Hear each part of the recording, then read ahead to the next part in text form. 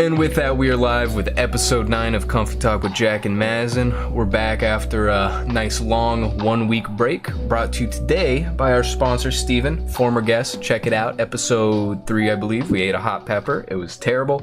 Probably our worst podcast that we've done so far.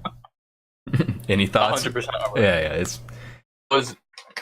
I thought it was a great idea going in, and I mean, we've eaten a pepper before, and it wasn't that bad, but yeah, that was bad, really bad.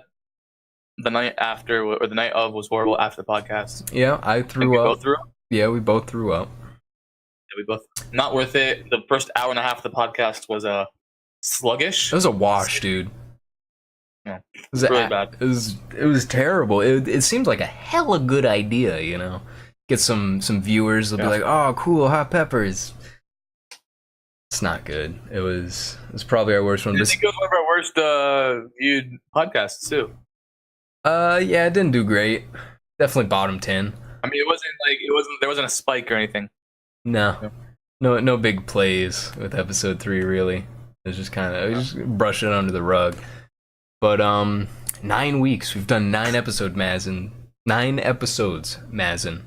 We're going strong. If we had conceived a child the night of the first one, we'd have a beautiful baby boy with us today. You'd have a bump. You'd have a little bump right now. No, You'd be the one carrying the child, right? I'm not sure. I'm glad. I think so. Comment down below. Comment down below who would be carrying the child between me and Jack. Comment below who's top and bottom. No.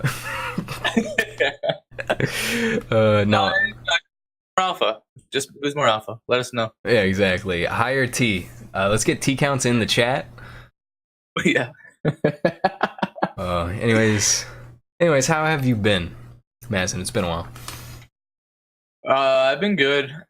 Busy with school lately because finals are this week and coming up next week. Football not been good this week. Especially college. But I'm over it. It's fine. What else? But I'm feeling good with the running. Been keeping up with it, with the lifting, the running, and also something else which I'll get to in Lovetalk. That's been making me feel good. Okay. Have a good sleep schedule, which is highly, highly necessary for a healthy life. That's just the nature of it, dude. Yeah, I've been going to sleep at like midnight lately. Been good. Early bird. Look at you. Yeah. And yeah, it's been pretty good. How about you? It's been all right. I've been pretty lazy. Sleep schedule's not great. Running's been okay. Lifting's been okay. Mainly, you remember SpongeBob? You remember the guy who liked chocolate or whatever, and he was like, every day I break my legs, and every night my skin catches on fire. I'm not built to be an athlete. I'm not built to be healthy. I'm built to die at the age of 35. Okay. Yeah, of course. I have almost guaranteed to be early onset, like arthritis. I've got like my joints don't feel like they've been tightened. Everything's just kind of loose. Like all my nerves are pinched and like in the wrong place. It's like, you know how like you gotta get those linemen or whatever, they go over to the boxes on the poles and stuff for electricity. Yeah. And there's just like a bunch of cobwebs and spiders and debris in there. That's pretty much, that's my body, man. My hip, especially, my hip's bad. My lower back's not great. I'm not flexible. I don't have great cardiovascular health. Respiratory is good. Making strides, but if I'm very injury prone, and that's partially because of poor work ethic and also because aforementioned genetic lottery, where I'm a car. I need to go get like realigned. I need an oil change. I need this and that. It's a shame. Which, I mean, I guess we can segue into trash talk, love talk with that, because my trash talk goes out to myself. Wasn't feeling very good on my runs, Mazin. No? No, I mean... How far is your longest one? I sent you my mileage on my couch to 5K, and my first 25-minute run of the program went perfectly. I did not stop once. It was nonstop, 5.5 miles per hour or so.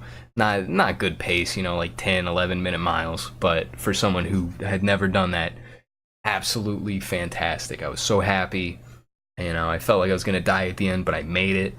And I was like, man, it feels good. It was the first night out with my new shoes, everything. The stars aligned, all right? The schedule then calls out for another 25-minute run. I do the same distance in the same time, but I had to stop for probably a grand total of 3 minutes of those 25. Spread out. So you had a pace.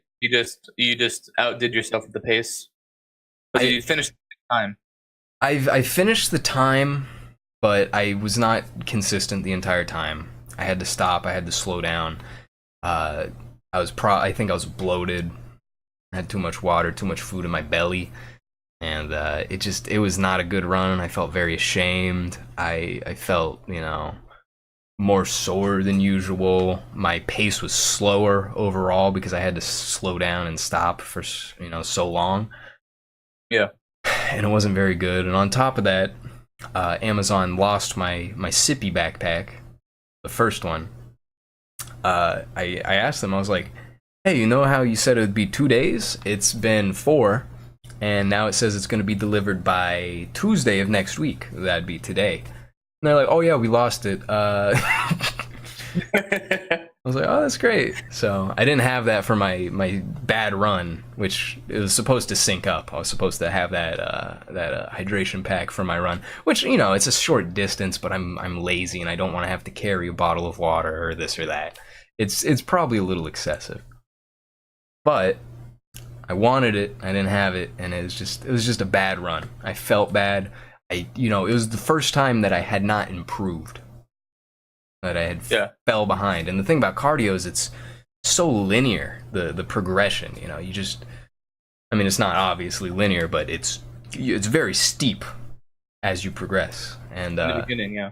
Yeah, of course. But I fell behind and I felt really bad. And then I did my third 25-minute, and I had to stop again.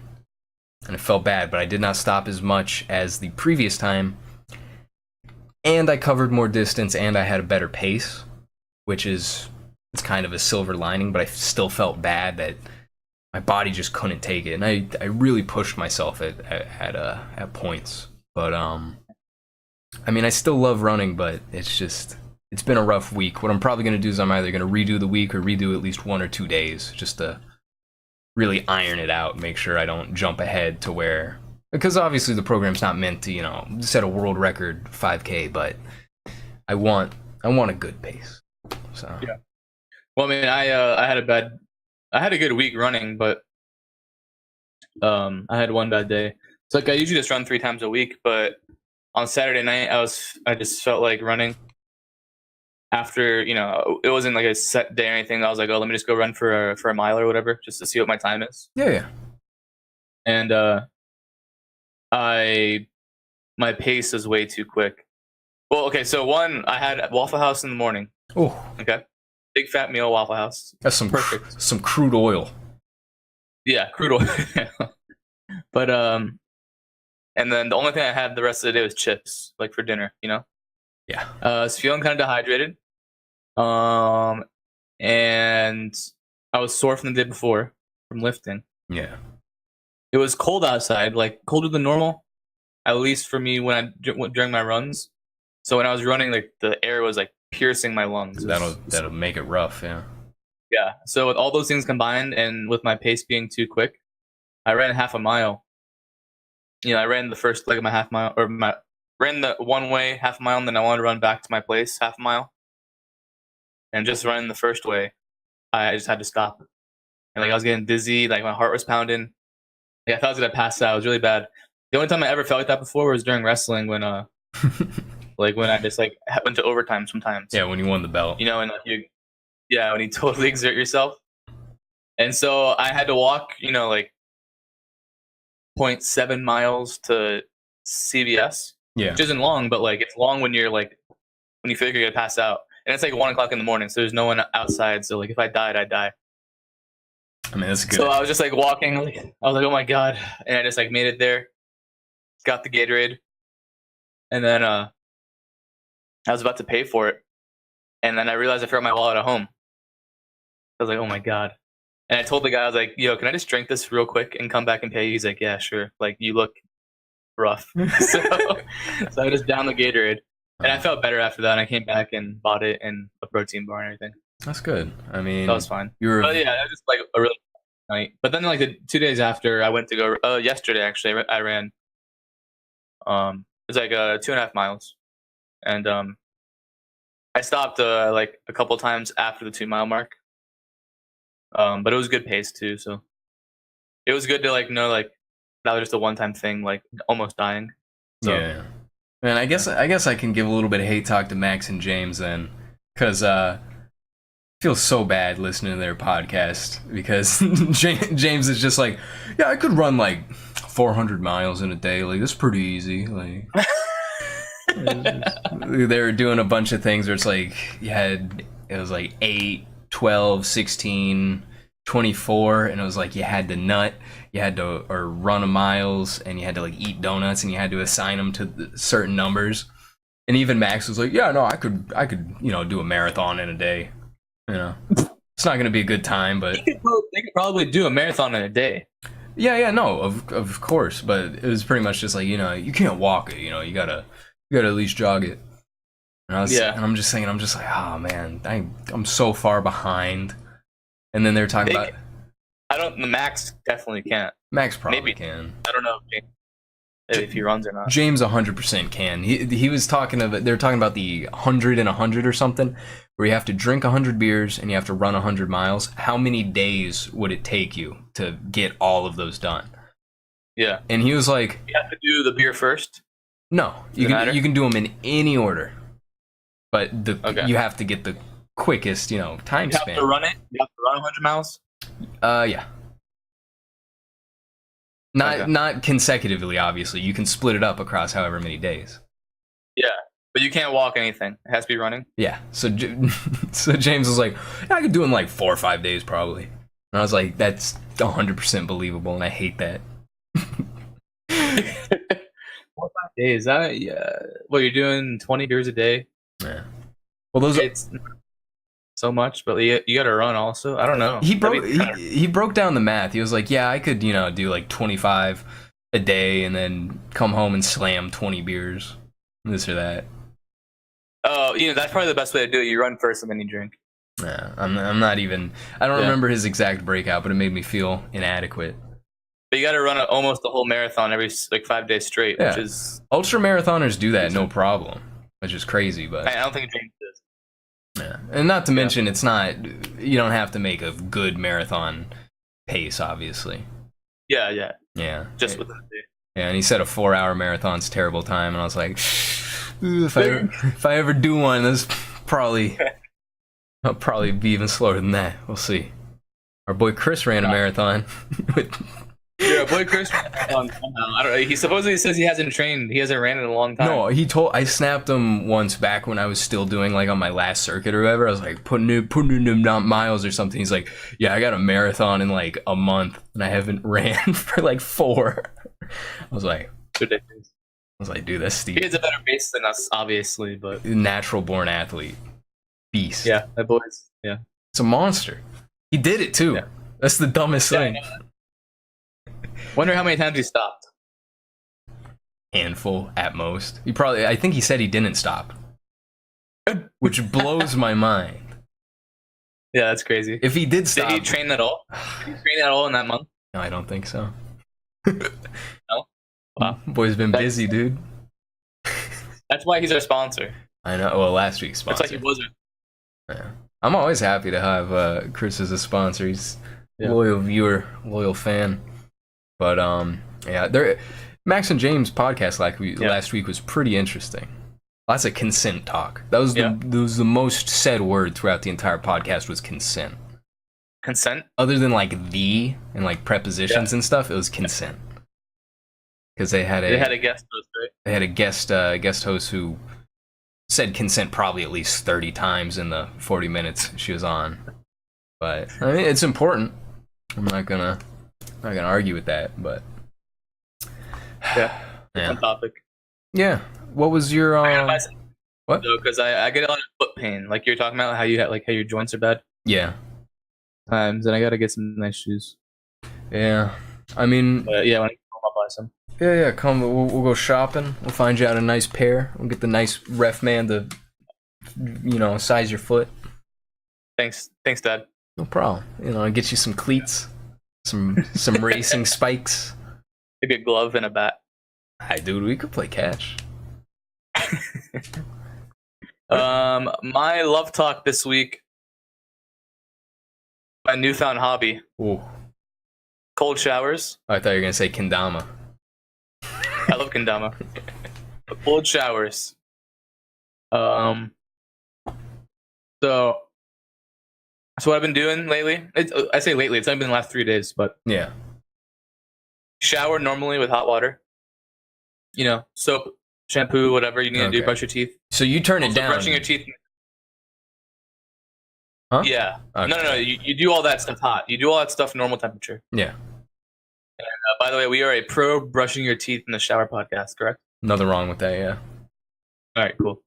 So yeah, you do all that stuff, and then at the end of your shower, this is my way of easing myself in. Hopefully, in the future, I'll be able to just take cold showers. Okay. But so yeah, and then at the end, you turn off the hot water all the way, put it cold all the way, and you sit there underneath it for like at least 5 minutes, right? Yeah. First time I did it, you're just in absolute shock, right? And like it's hard to breathe, and just like you want to kill yourself. Yeah. But the thing is, so like today I did it again. This is like my 4th time doing it, and like 2 minutes in, I got numb. Like I got used to it quicker than normal. So that was cool. So I guess it's just my body getting used to it. Yeah, you got a little bit of But tolerance. there's supposed to be like some like good health benefits for it. I don't know how much of it's true. I think a lot of it's psychological. I think most 90% plus is psychological, but I think it's definitely there. Whether or not. So okay, here are some of the things people allege are the positives. Okay. High T. Yeah, you get a little test boost, which I supposedly has been shown in experiments, but I doubt it's long lasting, nor is it a high test boost. Okay. But anyway, it's always good to counteract the effects of soy in our diet. Of course. It's good for your hair and your skin in general because it doesn't take as much oil off your skin. Okay. Which, if I'm already cleaning myself with hot water, it doesn't matter. But like, if I were to take cold showers, Yeah. the whole time, it increases cortisol levels, which make you more focused. So it just means like in the morning when you take a shower and like you shock yourself, you shock your system, you're gonna wake up. Oh yeah. Right, and you're gonna be up for the rest of the day. Which I've noticed that's a true one. But an effect that no one ever talks about is the fact that so the worst part about showers is getting out because you're always cold, right? Yeah. Oh yeah. So like you take a hot shower and then you turn the shower off and then all of a sudden the AC is blowing on you and you're shivering and you gotta wrap up real quick. Take a cold shower, turn it off, everything's warm Good. because you're colder than your environment. Yeah. So that's actually the best part. Also another supposed benefit is that it burns brown fat, which is like the fat that keeps you warm Okay. when you're cold, basically. So I don't know, whatever. That's not why I'm doing it. The main reason I'm doing it is because I can. Because it's just like, because it's a willpower, like endurance test, and it's just the way to test your body and to shock it and just do something normal, do something different. It also does like in the morning it wakes you up and like you feel like doing something, and at night when you take a shower, nothing sounds better than going to sleep right now because I just took a cold shower. Oh yeah. Like it makes you want to sleep too. So those health benefits, I'm gonna say that most of those are negligible, if at all existent. That's obviously that's not the point. The burning fat, the brown fat or whatever, I'm not too certain about that. When your body is cold and it needs to raise its core temperature, your metabolism does speed up to do that. So you're probably burning maybe 1 calorie, 2 calories more. Yeah. Not noticeable, but enough to get an article and get some soccer moms on board. Yeah. But I mean, I've done cold showers like that. I used to go in full cold, no problem, and I'd even time myself when I was younger. I'd like to time myself, see the fastest, most efficient shower I could get. Yeah.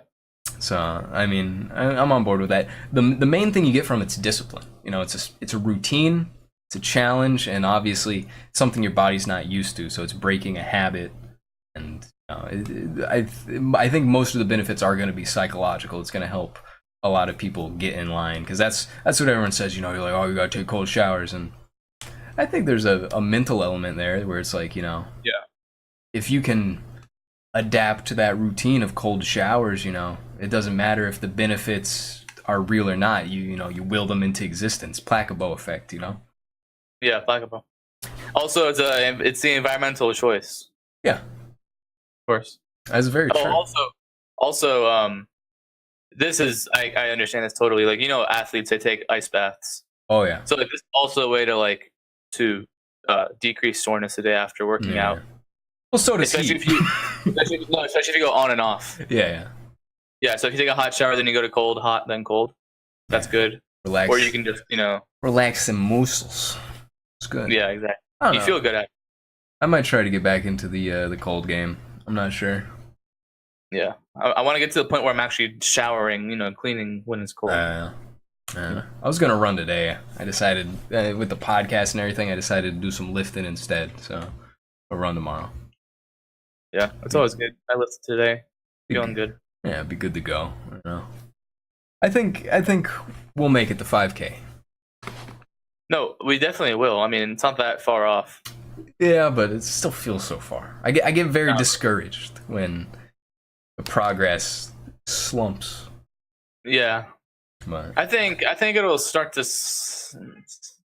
really slump sometime after 5K. Where, you know, yeah, I think so. Like I'm at 2 miles right now, where I can just run 2 miles, and then, you know, like, how much more is it to get another mile? You know, what is it? 3.16. 3.1 something. Yeah, like, how much is it more to get another mile plus? Like, Not much. not much. Yeah, give me another week or two. I think I could But how do it. much more is it to get that many more miles, and then also, you know, the pace up? You know, speed comes later, but like, Pace comes later. Like, I think definitely, like, much later too. yeah. I don't know. Where, like, you know, like, now, okay, so we do keep the same pace, but now you can run 4 miles. Now you can run 5 miles. Then when you go back to the 5K, you can run at a faster pace. I think that's Yeah. how it would go. Well, I mean, as soon as I finish the 5K program, I'm gonna try to work my way up to 10K. You know, the only way's up. Yeah. I'm never gonna do Yeah. more than a marathon, ever.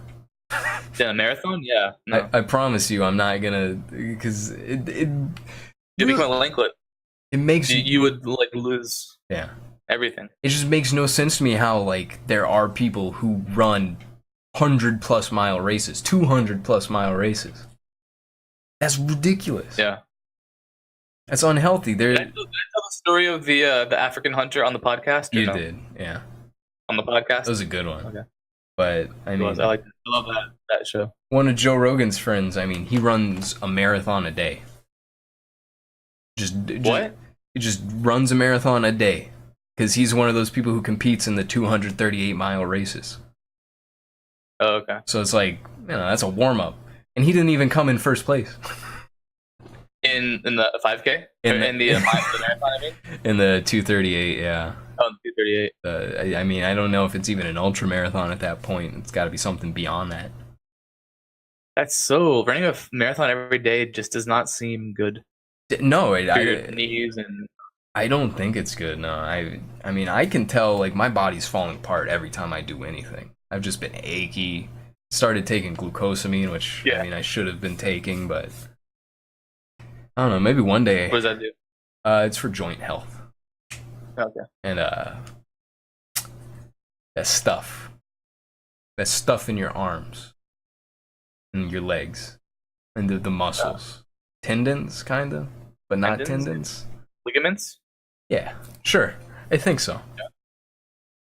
We're a pro ligament podcast. Yeah. Of course. Anyways, I mean, that's all I've got. The other love talk for me, UFC 218 was incredibly hot. Wasn't as good as 217, which was, out of the park, fantastic. But Yeah. it was a good card. Crazy knockout from my boy Francis Ngannou. I think his first name's Francis. It's Ngannou, but it was a good card. Two absolute wars of fights where it's like you thought the fighters were just gonna die. Eddie Alvarez versus Gaethje, and in the undercard there was some Yancey guy versus some Oliveira guy, and that was absolutely brutal. The one guy got his nose broke like a minute into the first round, but it went all 3 rounds. Wow. Well, it wasn't a decision, but it went 3 rounds. And in the 3rd round, I'm not going to spoil the fight for anyone. One of the fighters, his body just kind of shuts down. Like they're fighting, they're swinging and banging relentlessly. You can see just they're about to collapse, both of them. You could probably go in there and knock either of them out. Like that's how tired they are. One of them's like got his guard up, and then he just kind of like backs up against the cage with his guard up, and then guy wallops him. He's just standing there like this. Like, he didn't defend himself at all. He just didn't move. He just like had his guard up. He was like kind of like flinching a little bit, but like he wasn't doing anything. It's not like he had just got tagged. Like I mean, he had gotten tagged the past few rounds, but like just like after a quick exchange, he just kind of like backs off, and then nothing. And the guy wallops him. Brutal. I wish I was able to watch it. I had to watch something much less exciting. What was that, Mazin? Yeah, we'll get to it. Yeah, You want to move on to best worst tweet? yeah, let's do it. All right. This is no. I'll put it in the Discord since it's fine if you look at it on desktop Twitter. That's the best tweet I saw this week. This is from Cool Cat at Cool Cat Loves You. Cool Cat says, "Wow, at Today's Show, fired Matt Lauer this morning. CBS this morning fired Charlie Rose last week, and all for bad acts against women. They need to hire at Cool Cat Loves You so ladies can be safe in the workplace." I think I got a good picture of Cool Cat. Who the hell is Cool Cat? You don't know Cool Cat, dude? No. You can look at his Twitter header right there. I mean, he's been in a bunch of great books. He's got a movie, Cool Cat Saves the Kids. I've never seen that. I've never seen that. I'll have to show you stuff relating to Cool Cat later on, but I thought this was a funny tweet. Yeah, this is Matt Lauer, like that. The button he used. What he did? No, what he did. I just heard he got in trouble. Oh, you didn't hear? I mean, he was accused of sexually harassing women that worked at NBC, I guess. But something that came out was that he had a button underneath his desk that would lock his door. Oh my god! So when women would come in, he could press that button. Is that confirmed?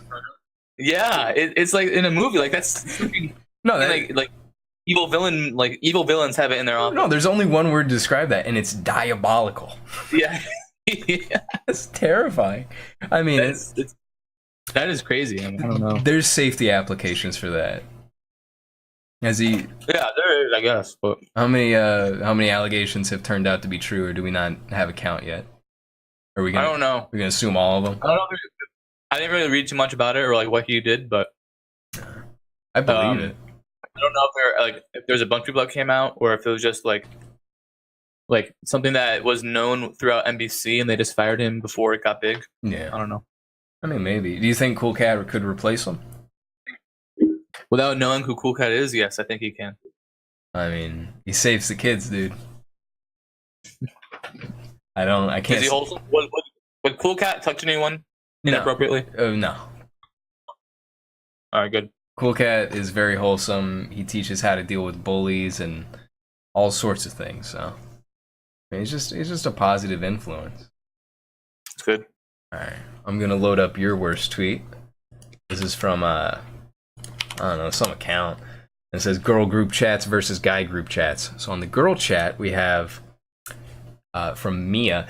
There's this local guy. He has a GF, but that's not important. That can be changed, Mia. Yeah, define girlfriend. They ain't married. Define wife too, TF.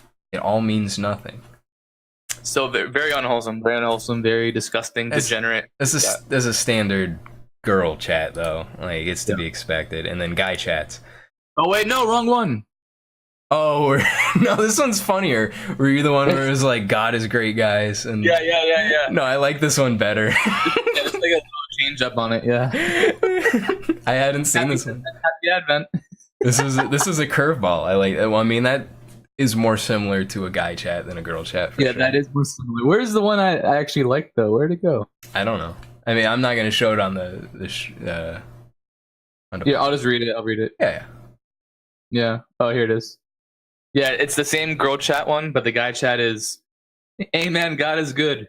For God so loved the world that He gave His one and only Son, that whoever believes in Him shall not perish but have eternal life." John 3:16. Amen. God is so wonderful. I can't wait to go to church this Sunday. Yes, same, bro. I mean, it's not. That one's good. It's not too far off though. No, no. Guys have a bad reputation of being, dogs and deviants, but The majority of men are wholesome Christian boys. Happy Advent to all. Happy Advent, guys. Yeah, that's good. You want to see my worst tweet, Mazin? Yes, I do. It's really bad. Do I want to look at it? Do you know how I found my worst tweet? I was going to tell you this in the pre-show when you were looking for a worst tweet. It's so easy. You go to Keaton's Twitter, and you go straight into the likes. Oh. Wall of terrible tweets. And your tweets. Wow. It's your tweets and then like just terrible tweets. So this is something our compatriot liked from Elizabeth Bear. It's a poem. This is just to say, I have given your future to the top 10th of the 1%. I know you were probably planning on school. When I say you should work harder, I meant to enrich me. You should have been born like me, so rich and so cold. Really bad. All right, so without even grazing, all of the politics and everything underneath, this is just terrible. This is terrible poetry. And I know poetry. I passed AP Literature in high school. This is so bad. This is a award-winning author or something. This one. Is it? Yeah, she's got the check mark. Yeah. But I'm not even gonna touch the message on it because this is just so pretentious. Who tweets out like this? This is the problem with 280, right? This is a problem with society. Yeah. No, it's a problem with 280 too. Who goes on their phone or their desktop computer or their Amazon Fire tablet, use promo code Comfy for 15% off? Who goes on those and types us up with a straight face and goes, man, I'm really doing something here. It's like, even if you're just having fun with it, it's like, this isn't fun. This is not artistic. I don't see any merit in this. It's not prose, but like, it's a poem. Like, where's the metaphor? This is just some there's no metaphor. This is some jaded. No, it's like It's slam poetry, dude. Slam poetry. But like bad. There's good slam poetry. There's emotion in slam poetry, and it's meant to be experienced live, not written. I mean, I guess you could try. I'm gonna hold off on overly criticizing it because it's my roommate. But I'm just gonna let you take this one. But yeah, it's bad. It's bad. I'm not gonna disagree with that. Keaton, I got no beef with you. You got a real cute cat. Why you like this? This is hyperbolic, pretentious. It's not realistic. It's just I don't know. I don't know. It was just upsetting to see. I expected more from. That's a good idea to check his likes. Dude, I was scrambling for a worse tweet, but everyone was behaving so well this week. No one was retweeting Everyone trash. was, right? Yeah. It's the holiday season. Yeah. You know what tweets I don't like recently is the one where you quote a tweet that like is out of context. Like no one knows what it really means unless you like read the thread, or like you just quote some tweet and then you say, when this happens, and like the quoted tweet is, you know what I'm talking about? Yeah. It'll be like someone tweets "wow" right with a bunch of O's, and then someone quotes it when your professor doesn't curve your grade or some bullshit like that. Like it's the worst. It's so lazy and stupid. It's not great. Yeah, it's really bad. And it's like this woman put effort into this, but like it still feels lazy to me. You could have made this. You could have made this cooler. But still got 19,000 retweets, 18,000, whatever. I don't think poetry shouldn't be so straightforward. That's the whole point, is that you're able to say a lot without being so explicit. This is ham-fisted. What am I supposed to take from this other than the message you intended, which is very clear? Yeah. It's not something that can be interpreted. Yeah. It's literally just, it's bad. Yeah. Terrible poetry. I would fail this woman if she was in my English class, but it doesn't matter. She won an award. She got a check mark. Here's your worst tweet of the week, which is one of your own tweets, and it's what kind of emoji is that? Let me see what it's called. Expressionless face. Is that what it's called? Yes. And this is a quote retweet of your tweet where you said, "If we beat FSU, we'll make the ACC finals for sure." IMO. This is from like August. Of course. Tweet before the year started. I don't know about the playoffs though. I like Rosier, but he's not good enough to lead us. I imagine you meant to say. Yeah. This is my worst tweet, not because it's a bad tweet, but because I was right. And you didn't want to be right. I didn't want to be right because everything in that tweet was right. We beat FSU. We which is good, obviously. We won we won our division, so we made it to the ACC finals, which is good, obviously. Of course. But my doubts were correct because Rosier blew us, not just the ACC championship, but the game before that too. Like he showed why we couldn't make the playoffs, because we don't really have a QB that can play well enough in big games, and I just had to bring it back to show everyone that because I do like being right, even if it means my team sucked. No, that's a very good prediction. I think you're spot on. I mean, I was spot on. No, I said. Yeah. Even someone underneath says you are a smart cookie. Oh yeah. So, yeah, I mean, yeah, it was this bad weekend. We didn't just lose; we got blown out. So, from the beginning, like, it was 21-0, like at the end of the first. So now, if UM had beat Pittsburgh, I believe, yeah, where would they be at? If UM beat Pittsburgh and they lost this way to Clemson, they wouldn't have made the playoffs. Still not? Yeah, no, because with one loss, really? Yeah, even if it's against like one of the best. Yeah, because we were embarrassed, and because the way everything else played out, there were 3 teams that made it. By the time we played, there were 3 teams that like everyone was like, okay, they're in, right? Yeah. And then if we got blown out, which we did, we would have had 1 loss, and we would have been up against Alabama, who has 1 loss, and we would have been against Ohio State, who has 2 losses but would have won their championship. So, and it ended up being Alabama making it. Alabama would have made it over us if we got blown out like that. Now, if we lost to Clemson by a touchdown, yeah, you can make the argument that we would have gotten in over Alabama. So the Pittsburgh loss did hurt us, but the Pittsburgh loss going into the Clemson game, I was like, that hurt us because we have no wiggle room now. We could have lost by a touchdown and still made it, but we lost by 35. There's no way they're putting in a team that lost by 35 on the last week. There's absolutely no way. It's rough. Ohio State probably should have got in over Alabama if they didn't lose to Iowa by 40. These huge losses, like, the committee won't let it slide. And Alabama's only loss was against one team that they lost by like a touchdown or 10 maybe. And I hate college football rankings so much. Yeah, people hate it. People really get it. It sounds like they just have a committee that just decides everything, and it's just like, yeah, I know, and that's typically it's based on like, hey, you won or you lost. Yeah. Here's the score differential. Here's seeding based on your skill levels instead of planning ahead.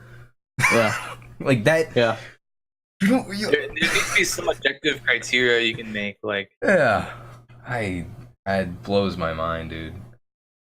I don't like this idea of a council of a bunch of old football coaches. They should have. They say the committee. So the committee picks 10 teams, right? Yeah. They say here's the 10 best teams. Like they rank the 10 best teams, and then they say, all right, the playoffs are 4 teams though. Here are the 10 best teams. Now we need objective criteria to pick the 4 of those 10. Yeah. So you can, because you can't just say most wins makes the playoffs. It won't work because then you have UCF in the playoffs, and that wouldn't work out. Yeah. But so you can have like you see rank 10 teams. That's subjective, obviously. But then you say of these 10 teams, who is the best team objectively based off record, point differential, strength of schedule, strength of record, all that kind of stuff. That would be cool. Or and they give like each one of those like ranking, or each one of those stats certain weights. Like did they win their conference championship? That kind of stuff too. Yeah. Like that would be a cool way to do it. To make it objective. All you have to do, I mean, that's seeding. All you have to do is seed the teams based on how good they are in a double elimination like style bracket, and then you can pick the whole squad of teams as a whole, like through some sort of qualifier, or even that, if it's a prestige thing where they can't have too long a season, because I know the college students too. I know, so. but it feels bad knowing that it's like, I mean, why do you just get in on your prestige and then that yeah, it blows my mind, because I feel bad for UCF, because an undefeated season's an undefeated season. They obviously didn't play Alabama or anything like that, but it sucks that it means nothing for them until next year you're gonna get a shot, pick out whatever you want. They got a major bowl. They got a major, so they didn't make the playoff, but they got a New Year's Six bowl, which is like there's 6 bowls. You said that's better, bowls. Pretty much, like almost. It's the best you can do if you didn't make the playoffs. That's what Miami's in right now too. So Miami's in the Orange Bowl. They're playing Wisconsin, who barely missed the playoffs. Yeah. And UCF's playing Auburn, the team that beat Alabama. So they're playing like a legit team. If they beat Auburn, that'd be huge for the program, So they lost their coach too, which is crazy. Yeah. You go undefeated and lose your coach. I like that there's a fallback, there's some merit, but it's like it feels so bad if you went 12-0 or whatever, 13-0, and then you don't make the playoffs, and let's say there's nothing else. It's like that's just ridiculous. I don't know. It just doesn't. Do any other sports do this? No. Or if you went undefeated, you wouldn't win it, the whole thing? No. Oh, I mean, because like I'm thinking about like soccer World Cup style stuff or something. It's like they do like goal differentials, right? If like people's this or that, right? That's if they're tied. Yeah. If they're tied, but obviously you can win, and it'll mean. How about boxing though? Like you can have a champion who doesn't have the best record, right? It's a little different. Yeah. I mean, the thing about like champions with like poor records, like you look at like former champions, like Daniel Cormier is the light heavyweight champion, but I believe all 3 of his losses, or 2 of them. Oh yeah, I think he has 2. I think he's 20-2. I think they're both to John Jones, and the credibility of those. I mean, he might have lost another one, but other than that, he's beat up everyone else in the division. He just kind of picks him up and just throws him out. He's a big guy. He can wrestle him, no problem. But his 2 losses are John Jones. But John Jones likes to get in trouble a lot.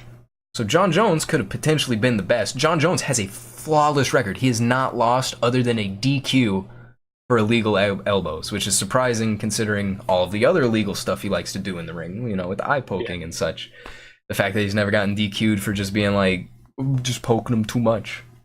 But the fact is he's probably the actual greatest of all time light heavyweight, but he's not the champion, and his record's scarred from that one DQ, but most people don't care about it. And then you see like in the heavyweight divisions, I don't know if Mark Hunt has ever been UFC champion. I don't think he has, but I mean his record's like, he's fought a lot, but it's like 20 something and like 14. Just a bad record in professional fighting. I mean, it's good. It means you've won more than you've lost, but the fact is on the professional scene, you don't want to get knocked out 10 times, 8 times, however many times. It's which is crazy. And I mean, Daniel Cormier has only been knocked out once, and it was John Jones. It was his most recent fight where John Jones got busted for steroids and this and that. So I don't know. It's the problem with the UFC and MMA is just that people getting title shots that maybe I don't believe they have earned. But the idea is that even if someone's ranked 1, if they just lost their title fight, they don't get to go again immediately, you know? Yeah. So then you get champions cycled around, this and that. And it's kind of like how Miesha Tate was a women's champion because she took out Holly Holm, but Holly Holm took out Ronda. So it's like, but, you know, she didn't defend it. I think she defended it once, maybe lost it immediately. So that's why there's prestige in a champion who defends his belt. That's why Conor, you know, whatever. He's never defended his belt? No, he hasn't defended either. He won 2. He had the featherweight and he had the lightweight. And he currently has the lightweight. And meanwhile, we're getting these crazy fights lined up for whoever gets to fight Conor, essentially. But there's many rumors, and they're very, very believable, that Conor's just not going to fight again. Because he has no reason to fight. You know? What does he have to gain fighting, you know, Tony Ferguson when, I mean, yeah, he can make some money, but it's like he starts demanding things from the UFC. He's like, you know, I want this cut of this.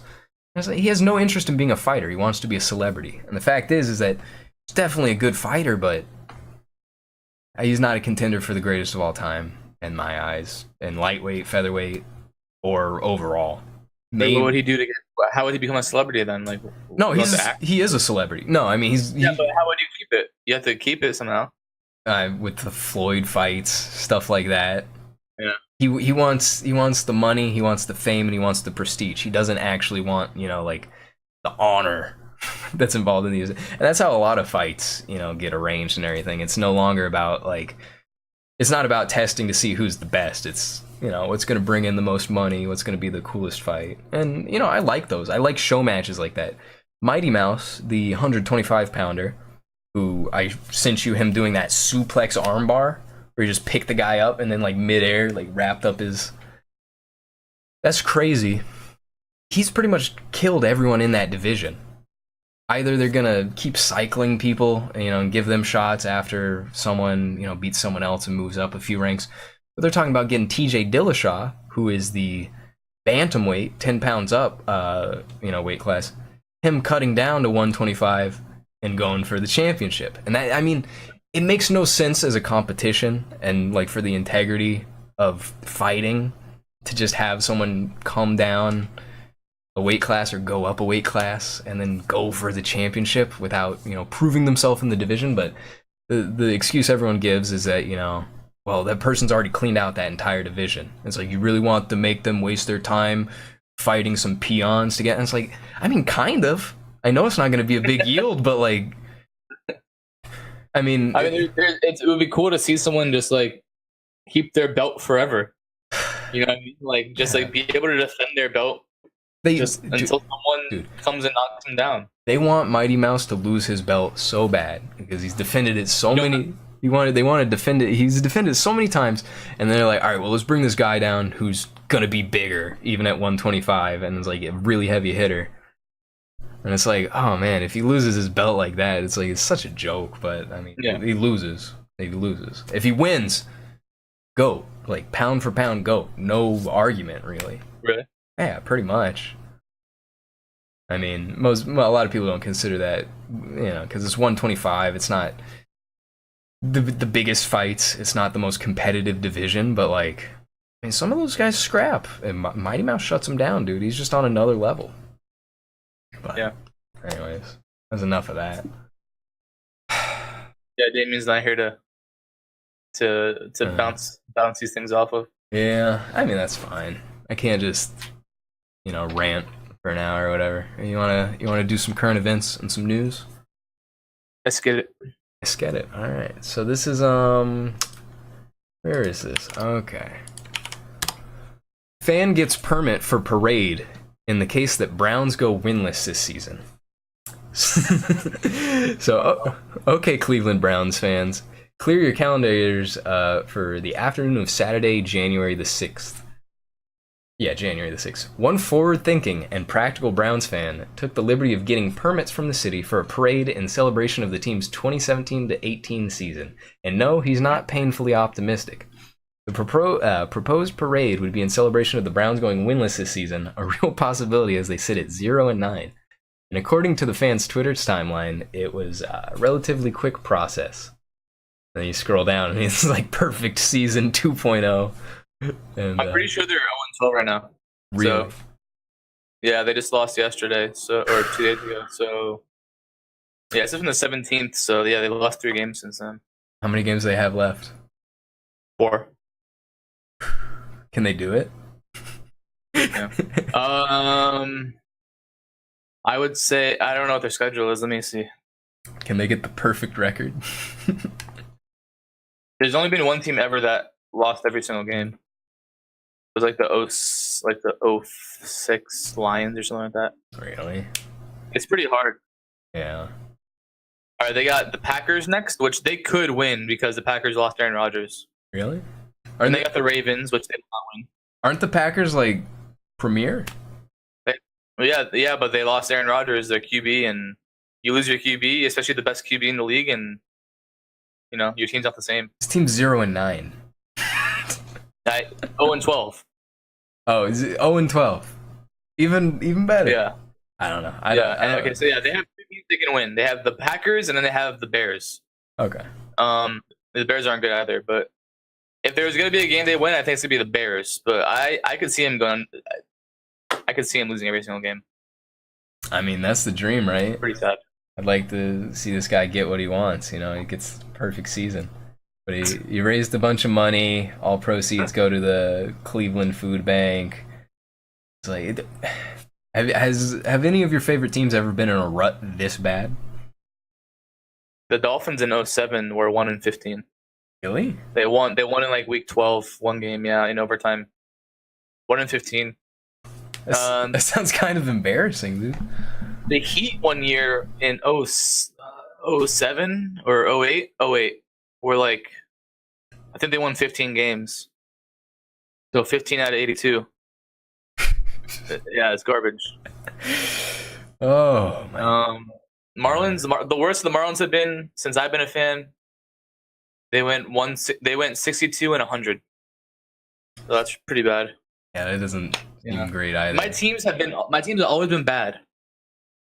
But except for that one Dolphins year, no team has been like, except the Panthers have, but I mean that's hockey, I guess. But every other team, they're bad, but they're not like league worst bad. They're always like, if it's a 30-man league, they're always like 20-25. They're always like, they can beat up on those stupid teams like the Browns, but they always like, they can't beat anyone else. But you never lose faith, right? Never lose faith, bro. I mean, that's how because when they do become good, like when the Hurricanes became good, all of a sudden, I was there. I wasn't a bandwagoner. Yeah. You know what I mean? Bro, that means more. That's how I felt, dude. When I was watching a lot of Counter-Strike, dude. my team Dignitas, right? They weren't doing too hot, but they were the first team that ever caught my eye. You know, they hadn't won a major tournament or a bowl essentially, and then they got bought out, the whole roster, and then they changed their in-game leader, and they became TSM, and I was rooting for them, dude. Huge fan. I was too. Of my Danish roster, right? And here's the thing. There was one team that was absolutely dominant. Swedish team named Fnatic. All right, pretty much like I guess the Yankees. Who's the best baseballs? And the Astros won the World Series. I know, but who's like actually the best? Who's like won it the most? Like years in a row. Like Yankees. The Yankees are the standard, yeah. Okay, so Fnatic is pretty much the Yankees, but like on steroids. All right, just win everything for like a year or two. They only have one competitor, which is a French team named LDLC, and then eventually LDLC disbands.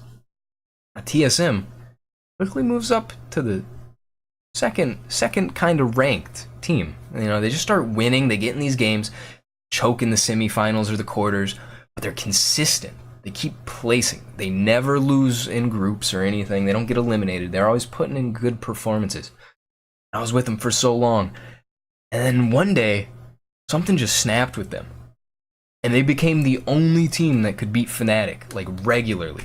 So every game they'd be in, they'd be the first team to, like, blow them out in a best of 5. It'd go 3-0, or sometimes it'd go 3-2 with, like, scores of, like, 16-14, which is the closest you can get without going into overtime. There's crazy stuff, and they're just shooting them out, dude. And they're tearing it up, but they still never won a major. They started choking. So they were winning these small bowls and everything, but they weren't winning, you know, equivalent of like the Super Boils or whatever. And then eventually they changed organization, same roster, but they changed to Astralis, which was like their own independent thing. The players formed their own group. And then they swapped out some players, brought some new ones in. And at this point I had stopped watching, but my boys, dude, they tore it up. They won majors. Pretty sure. I think they won 1 or 2. And, you know, What made you start watching them? What made you pick them? I think I was trying to get into gambling, and I just, like, watched a random game that was on. And, I don't know. I liked their attitude. They had face cams. They had this, like, bald guy who looked like... It was just, like, had a giant head. I was like, oh, that's funny. I don't know. They just looked like a bunch of youthful lads who had character compared to all the Swedish... people who just kind of looked like James Bond villains, and I don't know. I just felt it with them, and I was always rooting for them. Yeah. There aren't really any American teams. American teams, and what? At least in CS:GO, like in that league, at least were there American teams? Not anymore. Not really. So the thing about the American scene, I don't know if anyone wants to listen to Counter-Strike talk, but the American scene was composed probably circa 2014 of 3 big teams. Cloud9, which was the best roster. iBuyPower, which was sponsored by iBuyPower. And then, what was probably the third? I don't know. There's a bunch of very small American teams who would like try to compete, but they were just so outclassed. It was just like, it was not even funny. So, the best an American team ever did, Cloud9 made it pretty far, but I don't think they've ever won a major. They might have won one, and it might have been a fluke. It might have been like the 20-year anniversary or something. But iBuyPower got banned for throwing a game. Wow. So all of those players got banned. One of them is still allowed to play and actually transferred to C9 and is pretty much the best American player. Because even though he was complicit in the throw, he didn't accept any of the proceeds, so to speak, and it's a big touchy issue, and there's a lot of drama.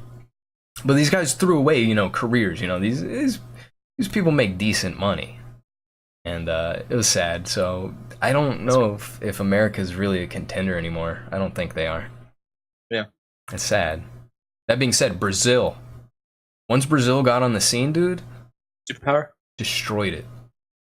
Really? Yeah, they just came out of nowhere and started, you know, killing all the Swedes. It was no problem. It was great. Like, they showed up at one event for the first time, and they absolutely destroyed Cloud9.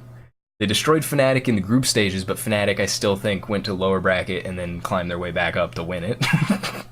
But they took them out in, like, a best of 1, which blew everyone's mind, because here's this Brazilian, like, wild card team, essentially.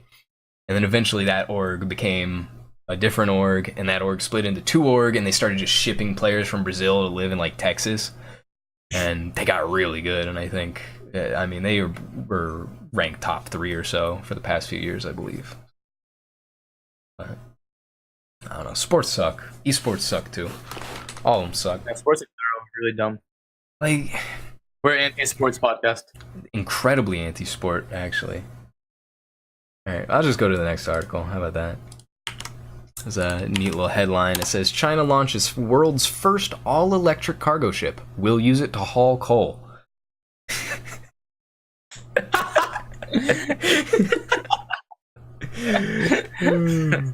So it's got 230.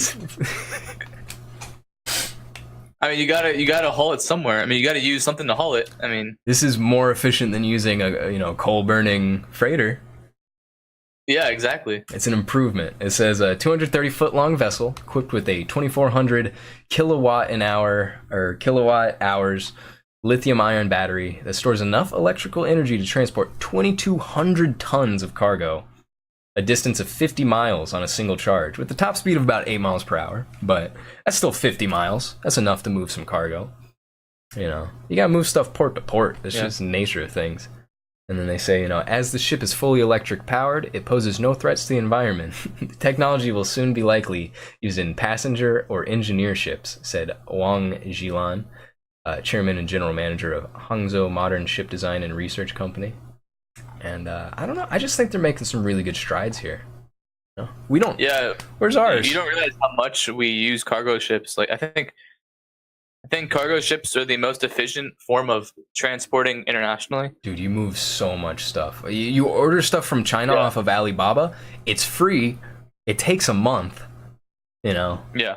But it takes a while, but if you're willing to wait for it. It gets here. That's the craziest part. Yeah. I don't even know. But no, I mean, I think this is understated. Obviously, it's just a silly headline. It's like, oh, that's so hypocritical. You know, how can you do it? It's like, dude, we still gotta use coal for a bit. It's not hypocritical. I mean, we still use coal. I mean, you gotta transport it somehow. It's not hypocritical, but people who read this article who have nothing better to do with their day probably, you know, they'll get their panties in a knot. Yeah. But I mean, I think it's cool. How come we aren't doing this? I guess we don't really need to move things 50 miles. We're not really China, but... Oh, this is just within China they're doing it? Yeah, as far as I can tell. This is just China. I mean, we could definitely. I mean, we have... Yeah. Well, New York is more than 50 miles. The difference with the U.S. is since we got so many roads, and we don't have, you know... I feel like we have a decent train system that goes everywhere, where you could transport coal using the trains. Yeah. Better than using a cargo ship. I mean, probably. I mean, we need cargo ships, obviously, but I don't know if we need one that can only go however much distance. I don't know if that's going to be as efficient. It's obviously working wonders in China. They need it. You know, they're probably... Think of all the Taxons and CFCs and parabens that are getting in the air from these freighters, dude. And now there's not. And now it's electronic. And the thing is, this is my favorite part. Time to recharge the battery is given at 2 hours, which is approximately the time needed to unload the ship at its destination. That's so efficient. Oh, damn, that's pretty cool. I know, they timed that well. That's pretty cool, yeah. Assuming that, you know, your destination's only 50 miles away. Yeah, well, I imagine that's what they're doing, is they're doing it. I mean, maybe they stop to recharge and they keep going. I don't know. I mean, dude, they probably have... At the Fort Drum rest stop, yeah. They probably have huge spider webs of, like, efficient routes that they do. I don't know. Yeah. Are we pro-Chinese overlord? Yeah, I mean, if any country had to be an overlord, like any superpower. Yeah. Other than the U.S.? I mean, other than the U.S., of course.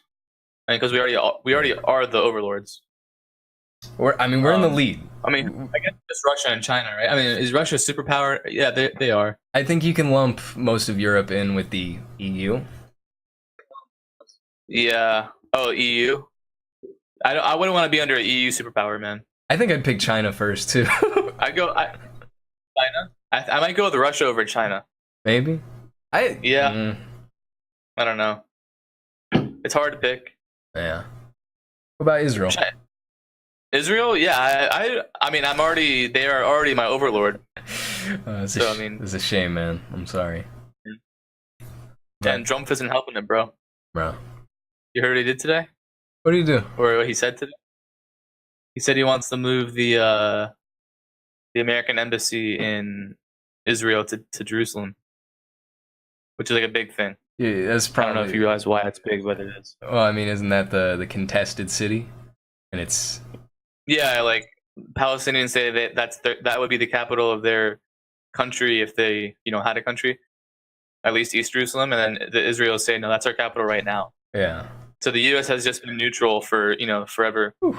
And they're not actually neutral, but like at least in this one issue, they're like, we'll just keep the embassy in Tel Aviv. But now Trump's like, oh, you know what, we're moving it to Jerusalem. Which is whatever.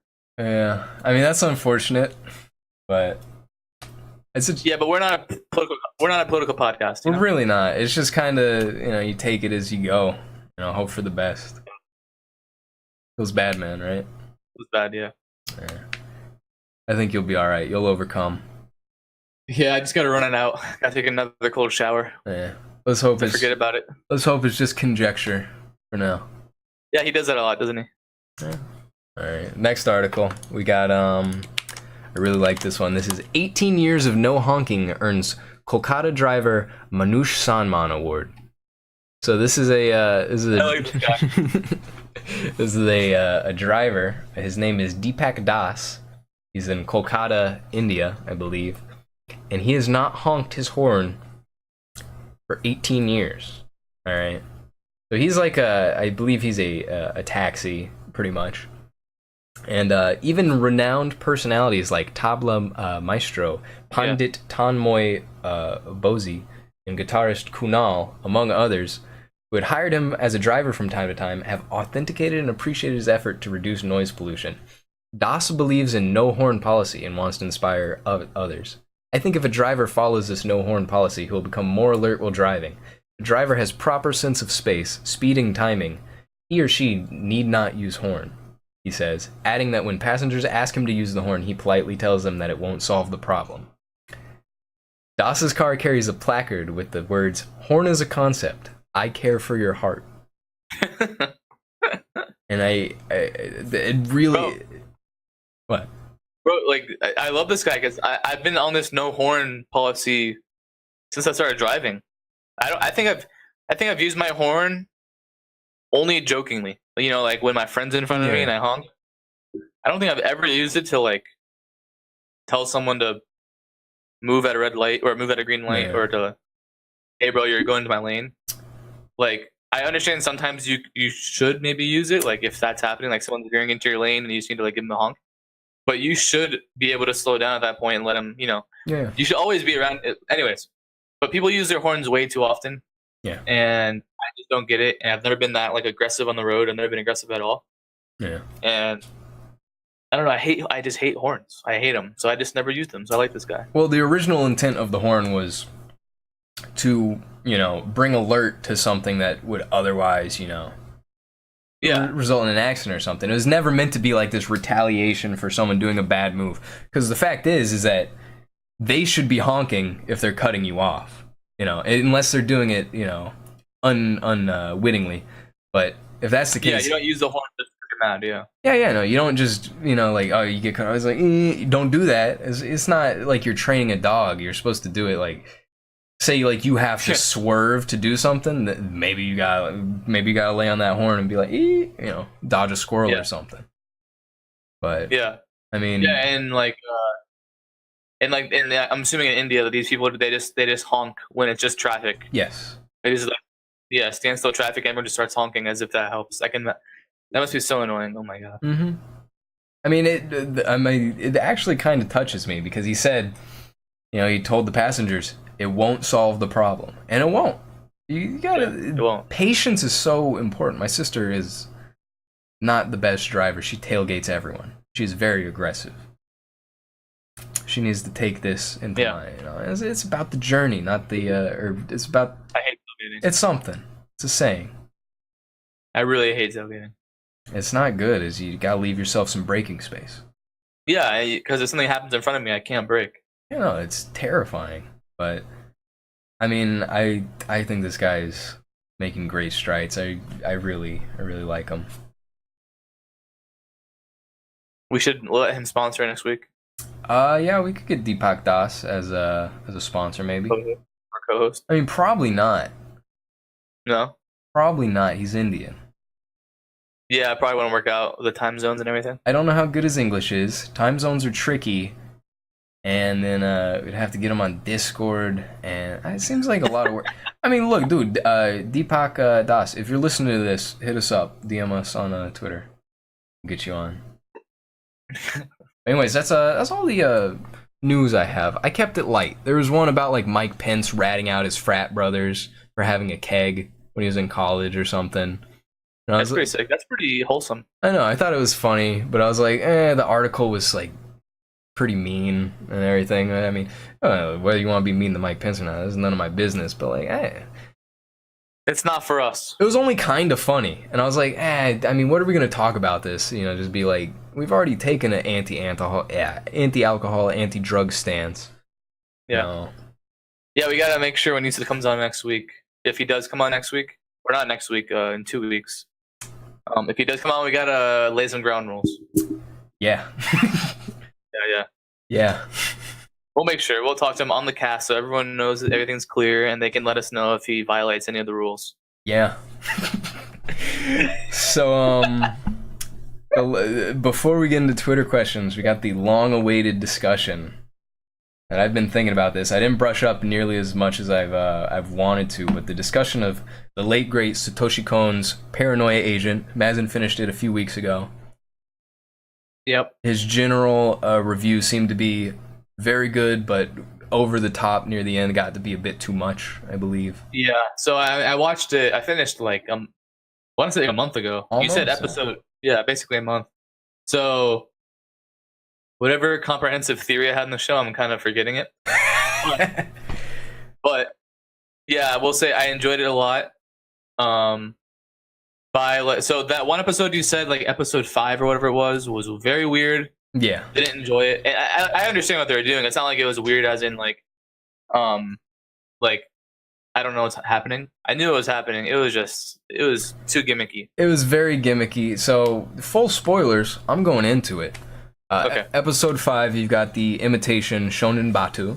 Shonen Bato. Shonen Bato.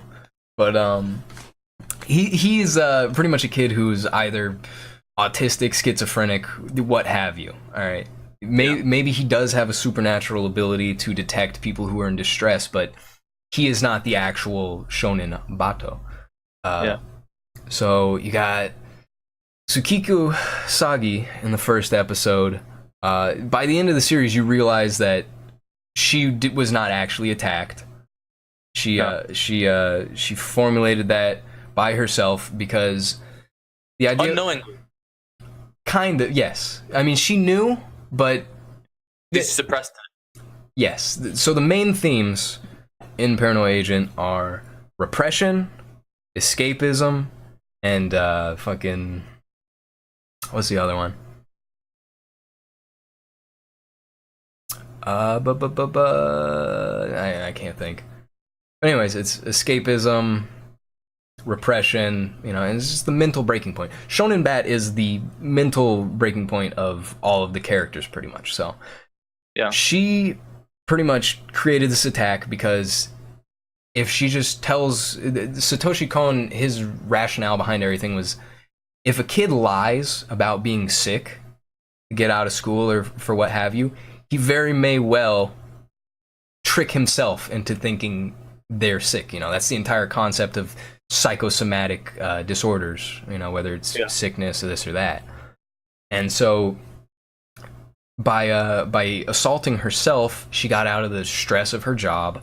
And the thing is the whole concept of a little white lie growing to be something larger, right?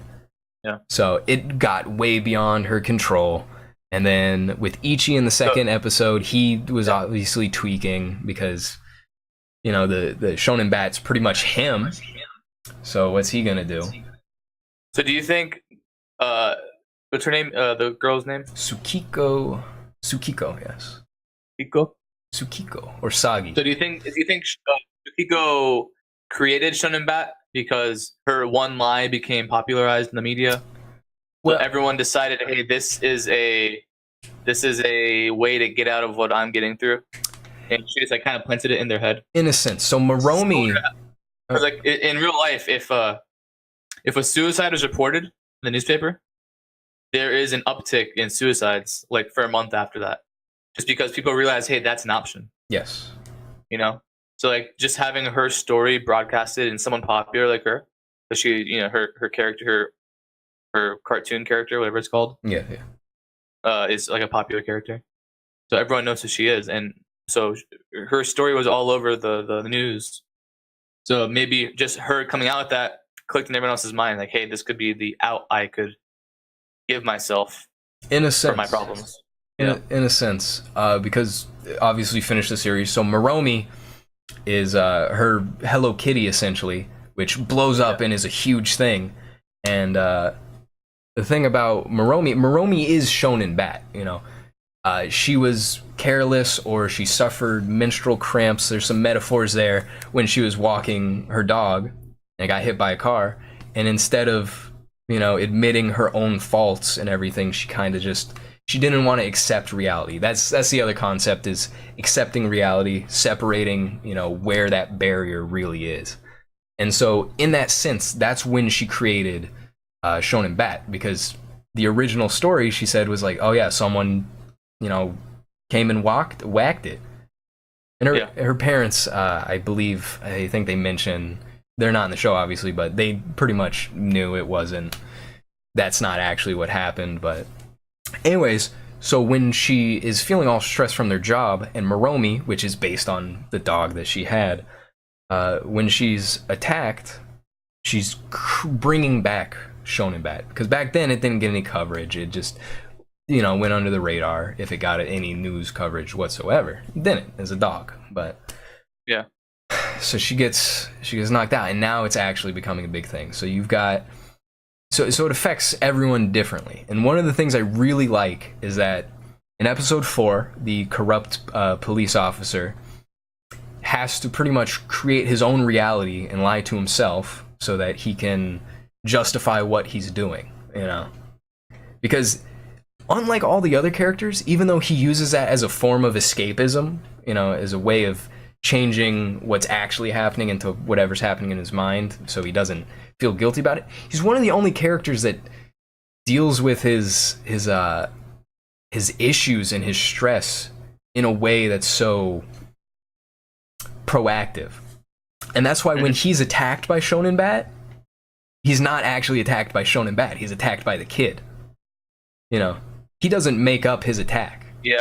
He's actually physically hit. And then catching the fake kid kind of is his Shonen Bat, because that's his way out. And he's like, oh wow.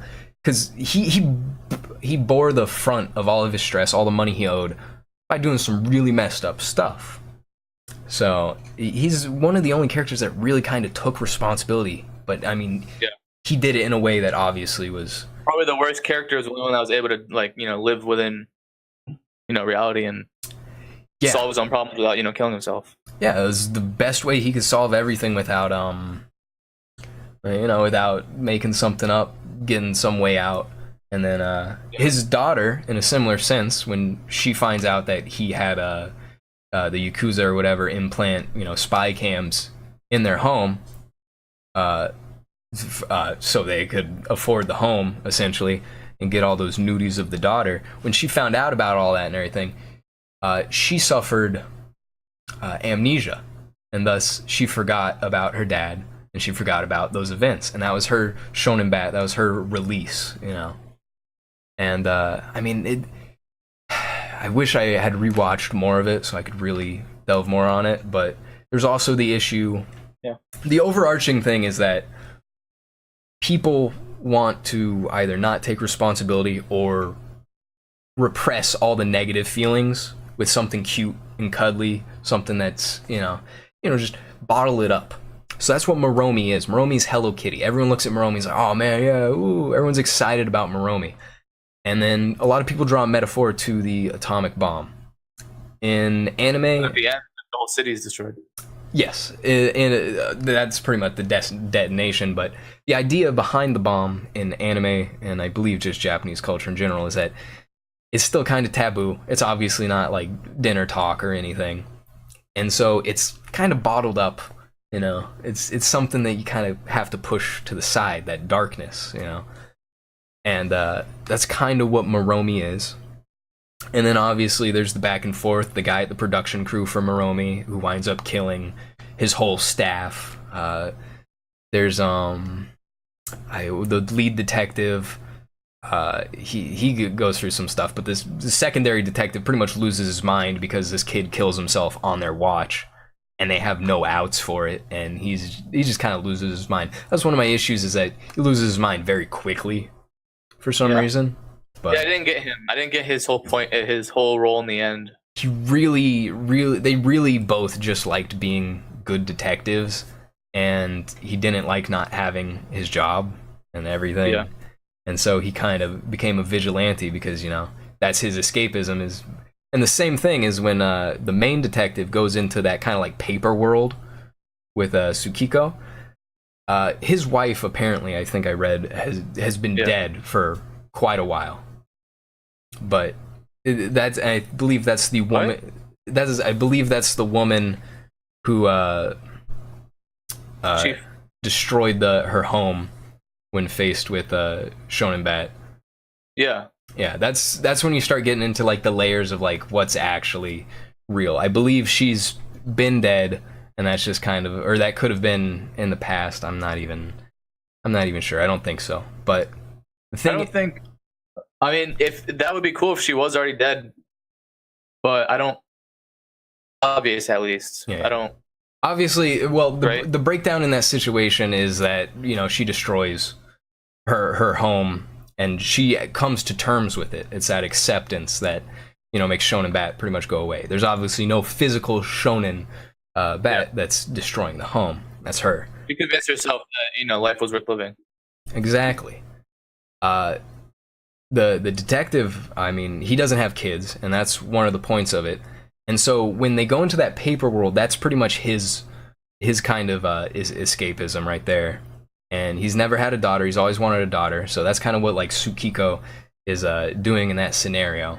Is like when they're walking, and then he finally comes to terms with it, and he's like, you know, this is great. You know, I wish being a detective was this simple. I wish it was. There's the robber with the sack of money like a cartoon, and he wants things to be simple. He wants, you know, detective stuff to not be so complicated with this and that. And then there's the penultimate build up to where the city is consumed by black goo, swamp goo or something.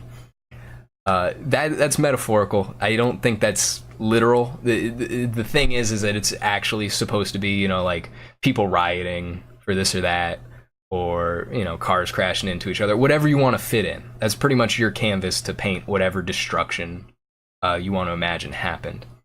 And then at the end of the movie, or the end of the show, there is everyone's doing their same spiel from the first episode on their phones and everything, but everyone's kind of more based in reality. Everyone's taking responsibility for this and that, and it's great.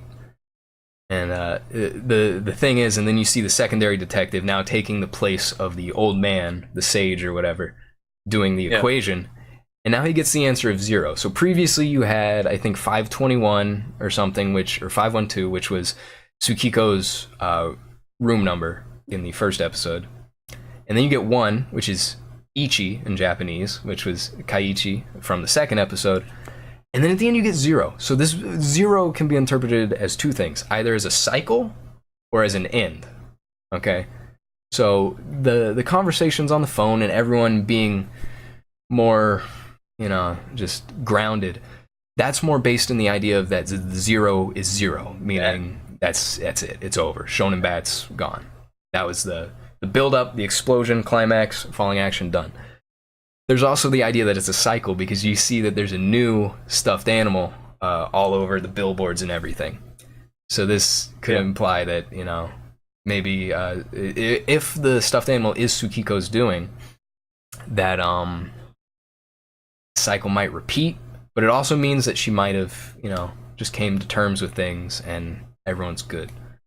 So it's a little open-ended in that sense. Those only 2 numbers that the old man wrote, 5, 12, and 1? It was like 512, 1, and 0, I believe.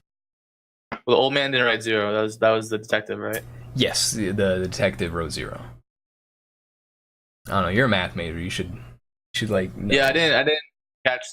That's the old man and the old man and the young detective are my biggest things. I didn't understand. The old man, that's hard to pick up on. Yeah, they're just there. Like, really just there. They're just there to be there. There's also the idea that since it's an O, it's a loop, and that the detective's caught in some sort of time loop where that's his life and it just repeats or this or that, and he was also the old man at the same time. That's all that stuff's a bit out there. I don't really like those theories or anything. It's all a little extra, but Yeah, they're mainly it's supposed to be a metaphorical show. It's never supposed to be like, oh, this explains everything. It's supposed to. Yeah, of course. I knew it was like a social commentary, and I got all the stuff about Shonen Battle. Yeah, yeah. It's just like analyzing the ending was kind of weird in the numbers. Yeah, the ending, the numbers are all tricky. Even though it's like, it can be explained, it was just a lot of just. It was over the top, but I mean that was just kind of like them showing off, just being like, look at all this sewer goo. Yeah, I know. Which I like the sewer goo just because it's largely just metaphorical. You don't have to, if you believe it's actual just sewer goo going everywhere. I mean, the show's gonna suck. Yeah, this is pretty bad. If you went through the whole show understanding it, and then you thought the goo was literal, like you probably didn't understand the show. Yeah, you're probably just a big dingus. But Paranoia Agent's easily one of my top 5 animes. I like all the metaphor stuff. There's still so much more to dig into. Not many people have dug into it. They've done some analyses, some reviews, and they're all worth checking out. But everyone's got a little bit of a different take on it, which is great, you know. But for the most part, the core elements are all there, and I like that a lot. I think Satoshi Kon did a great job making some characters just really gross looking, and I like that they went with like a realistic kind of thing. No wacky hairstyles, no wacky hair colors. It's all very grounded. And Paranoia Agent was just a bunch of ideas he had left over from all of his movies, and so he kind of put it all together and found out what he could make with it. And I like it a lot. But that was really good. I mean, it's better than I expected. In anime in general, so. Yeah, no. Yeah, just gotta watch Prison School next, and then. Is that the next on your list? Because I really want you to watch. I was thinking about the wholesome one that you told me about. Oh, Non Biori? Yeah. Why can't I? Yeah, that one. Yeah, that one. The only problem with that is you might be bored. I mean, you don't need to finish it. That's the thing. I figure if I'm not like, oh, I need to watch another anime. It's just like, if I ever come to it, that'll be the next one I watch. Yeah, I think you'd like it. It's I mean, just watch 3-4 episodes of it and you'll be good to go. If you want to watch more, you can watch more at a later date. But if we talked a lot about sports today, competition, athletes, natural born gifts, I really want you to watch Ping Pong, dude. Ping Pong, the animation. Once you get past the art style, which I mean, I got past it really quick. I didn't care, but like I watch it now and I'm just like, man, this actually is like beautiful. I really like this, but I mean, that's me. Ping Pong, it's just got so many good archetypes. It's so there's a lot of good symbolism and metaphors and everything in Ping Pong. It's more of a coming of age tale before sports thing, but 13 episodes, I believe. Really good. How much is that one? How much is that one? How many episodes? 13, I believe. Both? Oh, Non-Biori? Yeah, like 12 or 13 for the first season. Okay. Yeah. Oh, there's more seasons? Yeah, it's got 2 seasons and a few OVAs, which are just like bonus episodes. It's a slice of life, so like can't expect too much, but I think I think you'd like Ping Pong more than you think, and I think you'd like it definitely more than any other anime that'd be shown to you probably after this point. I started watching an anime actually just recently. All right. It's called Monster. It's like a early 2000s, mid 2000s one. Japanese doctor moves to Germany, West Germany, Berlin Wall like era, and he's like a prodigy neurosurgeon. He's working at this hospital. He's doing great, and then he's got his director keeps directing him to like do things. And they're like, oh yeah. And like they just get 2 patients at the same time, and he's like, yeah, this isn't your operation. You actually have to go to this one. And then that person will like die, and the other person will live. And he's just like, he gets a little fed up with it. And then he finally decides like there's this kid who was in like a shooting. And he's got a bullet in his brain. And then there's the mayor, and like there's an incompetent surgeon who's like working on the kid. And he's like, all right, I'll take it, you know. Even though, and then he gets like demoted because he saves the kid and all this other stuff. But then like people start dropping dead, and eventually, you know, it's pretty much he kind of gets framed for things, and he's on the run. It's super long. There's so many episodes. I'm on episode 25, but it's the dumbest show because it's set in Germany. The main character's Japanese. All the other characters are supposed to be German, but they're speaking Japanese because it's an anime. Yeah. And then there's an episode with English people, and they speak Japanese, but the characters are like, oh yeah, these people don't speak German, so they're talking to them in English, which is Japanese, and all the characters are named like Fritz and Hans and stuff, and it's nothing is wacky about it. It really just feels like a nice grand mystery kind of thing, but it's so hard to get past that they wanted it in. Eventually, it's post Berlin Wall. And there's a lot of that. There's like a neo-Nazi group and all this other stuff. It's pretty neat. I like it. Enjoying it. I thought you said it was trash. No, it's stupid. The thing is like that's the only stupid thing though, is that the whole languages, because Yeah. Okay. I mean they don't really have any other way of doing it other than having every character speak German with Japanese subtitles the entire time. So I mean, it's whatever. It doesn't break my immersion too much, but it's funny. Other than that, the show is solidly good. I like it. Not ping pong though. Not ping pong level. No, ping pong is the best. Okay. Ever. It's The Wire. Really? Is that your favorite one? It's my favorite one. Yeah. Wow. Okay. Soundtrack, art, everything, the story, it's fantastically paced. If you decide to watch it, I want you to watch up to episode 6 instead of watching like up to 3. I want you to watch up to episode 6 because 6 has my favorite scene in all of them, like anime. It's beautiful. That's the only way I can describe the show. Is it's very, very beautiful. All right. But that's enough anime talk. I've rambled long enough. What do you think? What's your gonna be? What's your next one gonna be? Is it gonna be Non-Non-Biori? It depends on the day that I decide to watch, but the way you're talking about ping pong makes me want to watch it. I don't want to get you too hyped for it, but I think up to episode 6, you'll be at least satisfied. You're not gonna hate it, I don't think. Yeah. Okay. I'll do ping pong next whenever I watch another one. Or you can watch Prison School, which is just smut. It's smut. Yeah. But it's good smut. All right. So you got some questions. Finally. Oh. All right. We got one from our good friend Matt. Did Matt ever sponsor? No. No, right? No, he doesn't. He doesn't deserve that. No. Ow. Because of the Russia question. Yeah. I just hit my ankle on my. Feel good. All right. So it's like a 3-parter. 2017 worst film. Okay.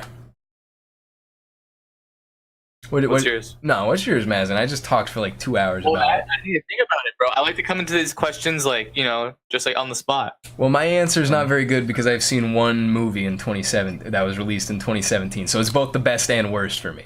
Oh, I have an answer. You have an answer? Go. Yeah. Justice League.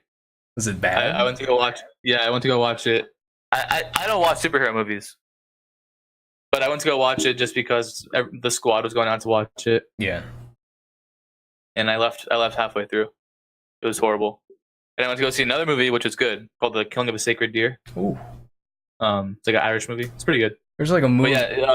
But Justice League. No good. I couldn't deal with it, man. It was really. Oh wait, you walked out, right? Yeah, I walked out halfway through. Yeah. Apparently, there's a really good movie called like 3 Billboards Outside Missouri or something. Yeah, you used to tell me about that. Yeah, apparently it's a liked it a lot. heavy hitter. Apparently it's really good. But I watched one movie in 2017 that was released in 2017. So it's the worst movie I saw this year of 2017 is Dunkirk. That was with me. Yeah. That was the only movie. That's the only release in 2017 that I watched. Do you like it or not? Oh, I love Dunkirk. It's just I don't have any. If I saw other movies in 2017, I imagine Ghost in the Shell was worse than Dunkirk. I imagine I wanted to watch the Emoji Movie. I actually never got around to it. It might be worse than Dunkirk. I like movies like that though. Yeah. But that is the only movie that was released in 2017 that I watched. Get Out, I've watched a lot of coverage of it. I've watched reviews and everything, and I'm like, maybe in the movie it's actually better, but like everything about it, I'm like, that's not Dunkirk at least. Yeah, because Dunkirk was pretty good. Dunkirk was really good. My only issue was the soundtrack, which was Hans Zimmer going over the top a little bit. That's just Nolan. That's all he does. That being said, it was but good. The best movie though, maybe not best movie, but my favorite that I watched. Okay. Was definitely Blade Runner. Blade Runner is so good, man. I love Blade Runner. I believe, and the thing is I wanted to see Blade Runner too because I love Jared Leto's in it, right? Yeah. I love Jared Leto. I love Ryan Gosling, and I love anything based off of 80s Lamborghinis. You know, it's just. I saw the trailer. Did you see the original? No, I saw the trailer though, and I was like, yeah, it's time to get into it, and then I didn't get into it. Yeah. No, I watched it by myself. My only movie ever. I think I told you about. Yeah, I mentioned this on the podcast already. Watched it by myself. First movie ever, and I loved it. I wish I watched it in IMAX though. Yeah. It was definitely a visual film. And there's like 4 scenes in that movie, man, where you just like you get some feels that like you haven't felt in a while. You know what I mean? It's just it's so good. No, it's such a good movie. I still want to see it. I just no, wait for it to. I mean, I don't know. Oh no, I could find it illegally if I wanted to. You can find it online, but make sure it's like a nice quality, obviously. Of course, like I'm not gonna watch that in doo-doo quality. That would be a waste. Yeah. Absolute waste. We got Justice League garbage, and we got Dunkirk actually good, but worst. Yeah. If you want my worst, like in concept, it's a tie between like Get Out and probably Ghost in the Shell. Neither of which I've seen. And Get Out apparently is people really like it, but from what I saw, Get Out's not bad. I mean, it's like a 6. It's a fun movie. It's a fun movie. Yeah. I didn't care for that twist though. I was like, this is nothing. Oh, you know what the twist is? Yeah, I watched like full comprehensive like analysis and review and stuff, and I'm just like, yeah, that's not all there. Good directorial debut, but looked fun. Okay, we got worst song. Okay, does he mean worst album or worst song? Because I was thinking about this one. You have both? I mean, he says song. I'm assuming he means song. I got both, but I'll go ahead and start with song, Mazin. Oh, you go first. All right, so worst song. If we're just talking song, "Swish Swish" by Katy Perry. Oh yeah, I know you hate that song. I really did not like that song. That's a very bad song. Bodak Yellow kind of gets the award for being like. I hate that song. It's the worst song, but it's also like it's fun at the very least. It's fun like the first time you hear it, but well, you gotta understand. I hate Cardi B, but I like that song. It's all right, but that's a pretty bad song. Pretty much everything Katy Perry did is very bad. So it's probably a tie between "Swish Swish" by Katy Perry and let me look up the exact name. 1-800-273-8255 by Logic. It's a song about don't kill yourself. It's the suicide hotline number, and it's a terrible song. There's nothing there. It's a chorus for like 6 minutes. The video's good. Video has Don Cheadle as like some guy who looks like that Blake Griffin guy from the basketball. It's got Louis Guzman, he was in Waiting. And, was he? And also other movies, but that's the one I know him from. And like, it had a good star cast, and the video's touching, and it syncs up with the song decently. But it's just it feels like such a waste of a song. Because like, if you wanted to make something really touching, really meaningful, you could have actually kind of rapped on the song and not just had the hook go for like 6 minutes with the chorus of like, "I want to be alive." and then in the background sometimes they go, "Who can relate?" So sounds hilarious. It's a song. It's not a bad song. It's miles better than "Swish Swish." But if we're talking about songs that had potential that are bad, it's that one. And third place which is also just kind of tied with all of these, except above Swish Swish, is Lust by Kendrick Lamar. So if we're talking worst album, it's Damn by Kendrick Lamar. Both by really? Yes, both by metric of a Kendrick album and as a general album, it's not that great. As a Kendrick album, it's terrible. It's so like, Kendrick, what were you thinking? There's nothing there. There's nothing there. There are maybe 2 songs I want to go back to occasionally. DNA and Element. Oh, the singles, who would have thought? Every other song has nothing going for it. It doesn't have the same emotional appeal or vision of To Pimp a Butterfly. It's not Good Kid, Mad City. It's none of it. It's none of it. And Lust is like 5 minutes long, and it just grates on my ear. When I was listening through the album, I listened through it twice. That's all I could really stomach before I went back to the singles. Was wow, this song goes on way too long. And it was only like 4 minutes 50 seconds. And I was like, this feels like a 7-minute song of the same stupid hook and this and that. And people who liked Damn, it's just like, I question whether or not they've listened to Pimp a Butterfly, because To Pimp a Butterfly, like, it's got this kind of over the top pro black message and everything. But it has so much heart in it. Like, even though it's preachy a lot of the time, I love it. It's got a fantastic intro track, comes in nice and soft with Wesley's Theory, and then you get Thundercat on this crazy like slap wah bass. It's like, and it's just, and the entire album's funky. It feels so retro, but also at the same time so new and fresh. And you can tell he put heart into all of these songs. Some of them are catchy. The singles are good, but the singles aren't the only thing you want to listen to. I want to listen to the entire album at a time. It's so good to listen to the entire album.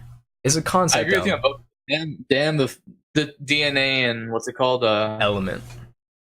Element? That's the one where he goes, I don't give a fuck. I don't give a fuck. In the intro. And then he's going to make it look sexy. Yeah. Those 2 songs are like the decent ones. Yeah. And then Humble also. Humble. Oh, you like Humble? Actually, I love Humble. Humble was actually the best song off the album because he released it early, so I don't lump it in with the album most of the time. Yeah. Those 3 songs are legitimately like fun to listen to, but like, yeah, I agree. The rest, I could not stomach it. Yeah, Humble's a good banger. I agree with To Pimp a Butterfly too. Like To Pimp a Butterfly was like, I'm not into rap, but I listened to it and it was actually unique sounding, and like it had like a full message, and it was funky. Yeah, it was like a retro kind of. It's like R&B, soul, everything, and it got a little dark with the Blacker the Berry. You know, that's a bit more of a classic banger, but like even that is just so good. They got the Jamaican guy doing in the background, just talking about the bigger gun, the bigger the gun he has, the bigger he shoot, and all this other stuff, and it just feels so good. And to compare, and I guess Damn kind of has that issue of like it has to follow up on that. But even if it didn't, I'm not feeling it. I'm not feeling it whatsoever. Yeah, I don't know. It's definitely not the best album. It's a decent album, like. But you're grading it harsher because it's Kendrick's. I'm assuming, yeah. I'm like, even if it was a random artist that you never heard of and you heard 3 songs that you liked on it, you would not call it the worst album of the year.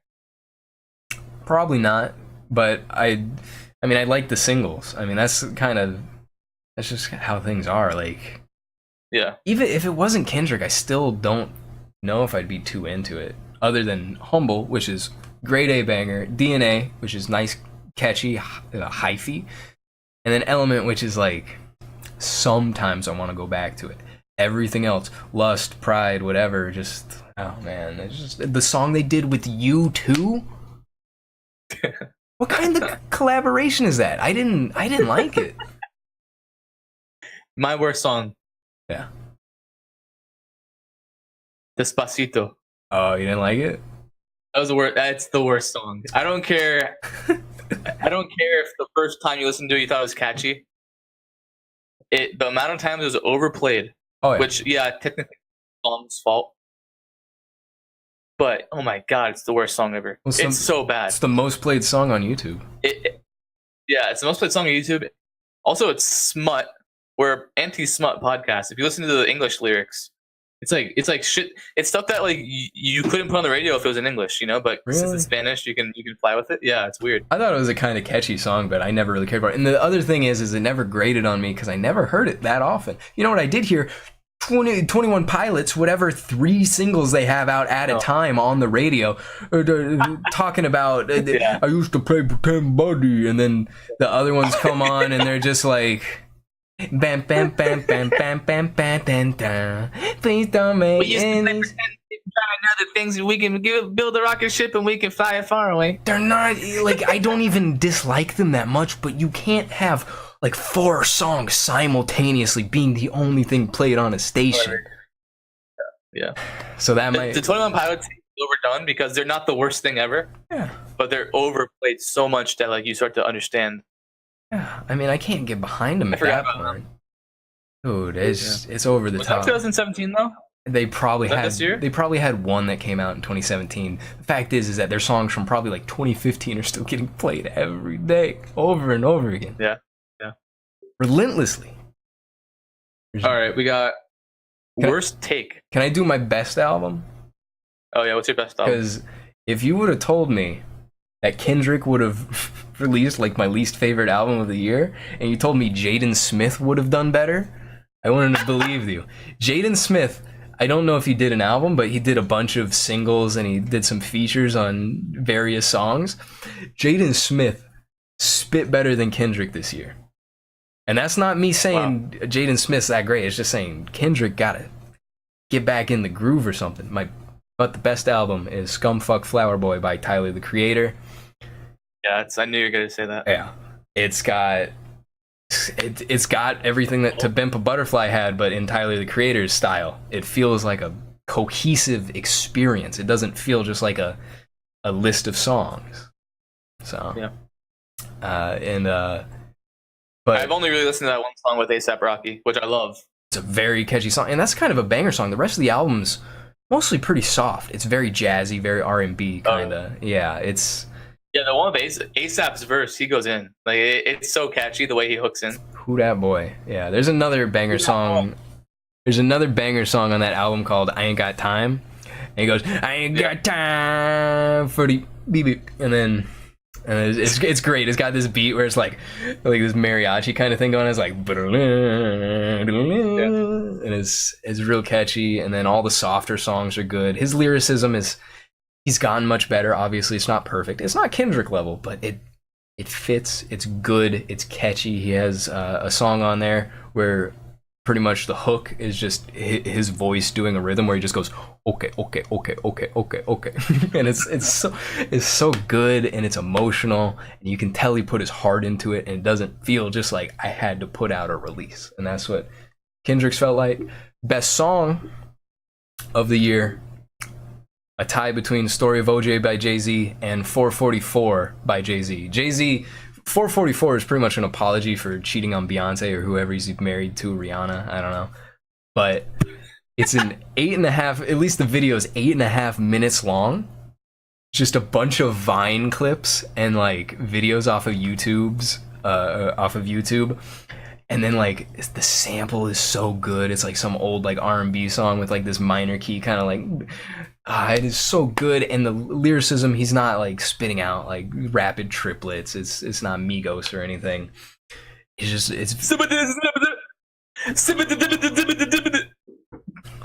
dude.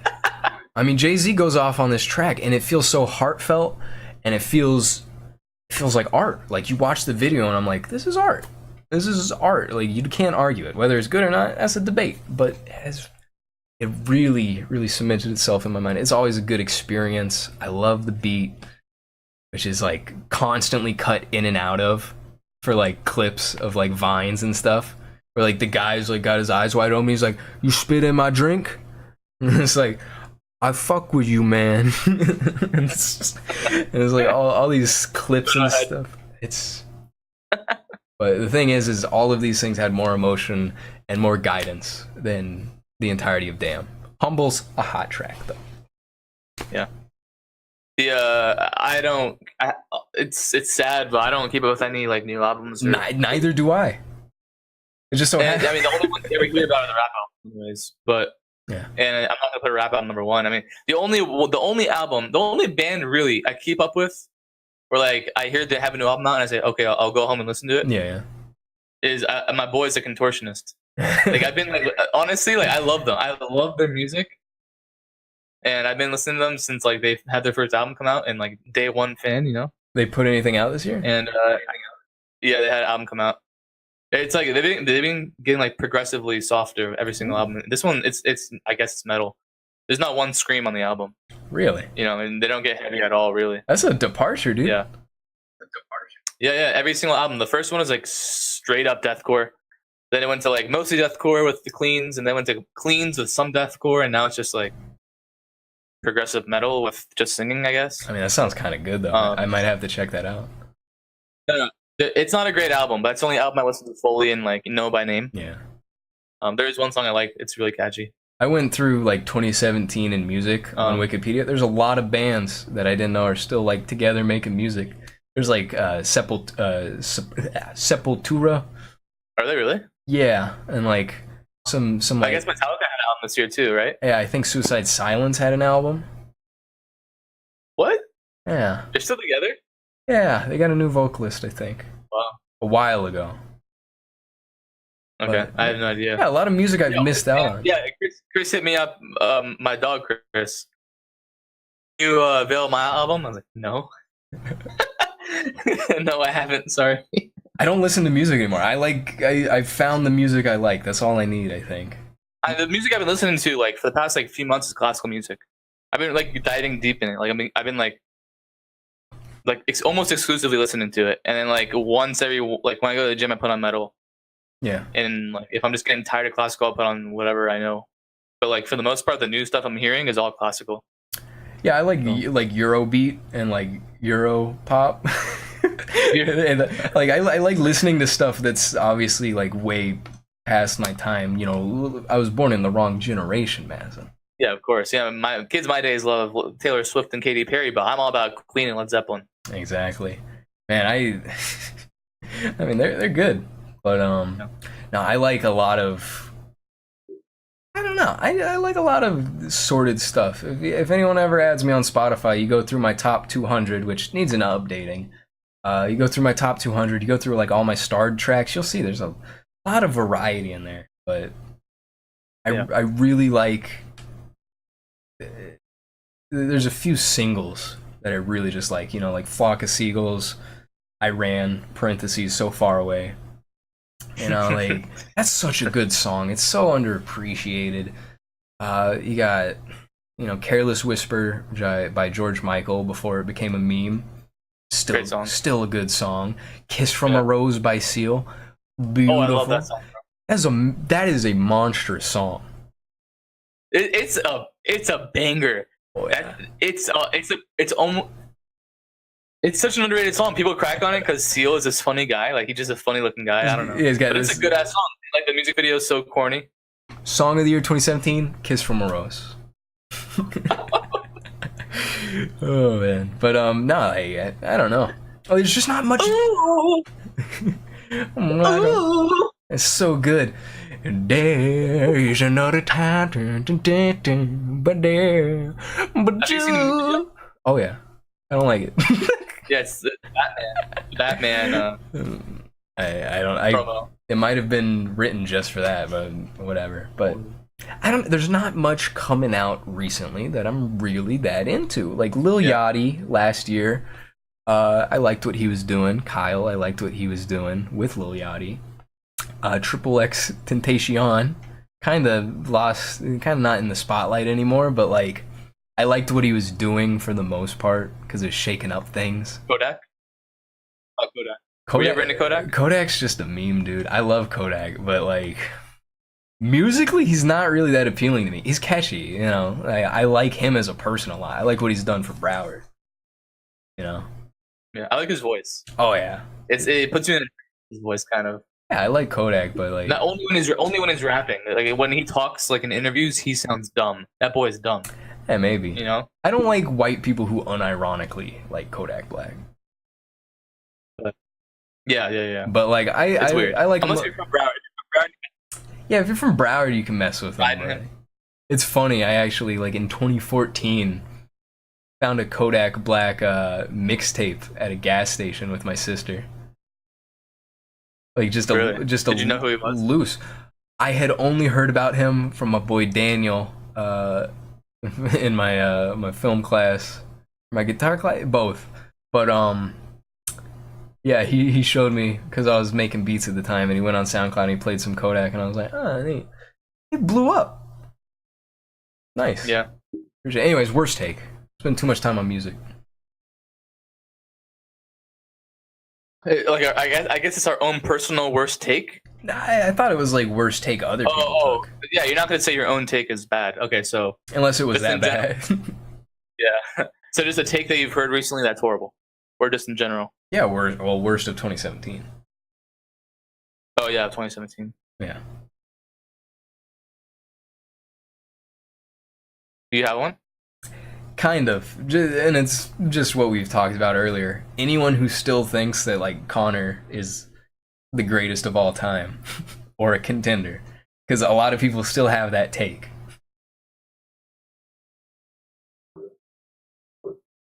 I've heard some bad takes, man. I'm just trying to think of a non-political take. Yeah, well, I mean, some political takes, I mean, we don't have to delve too deep in, but I definitely thought they were overreactions.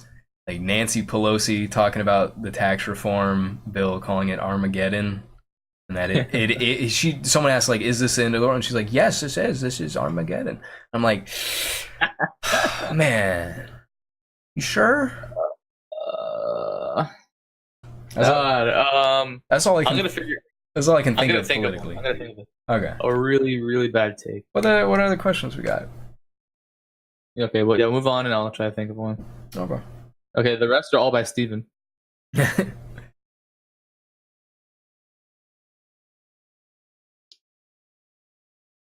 People, all right. But people who say Kendrick had the best album of 2016 and 2017, you're out your mind.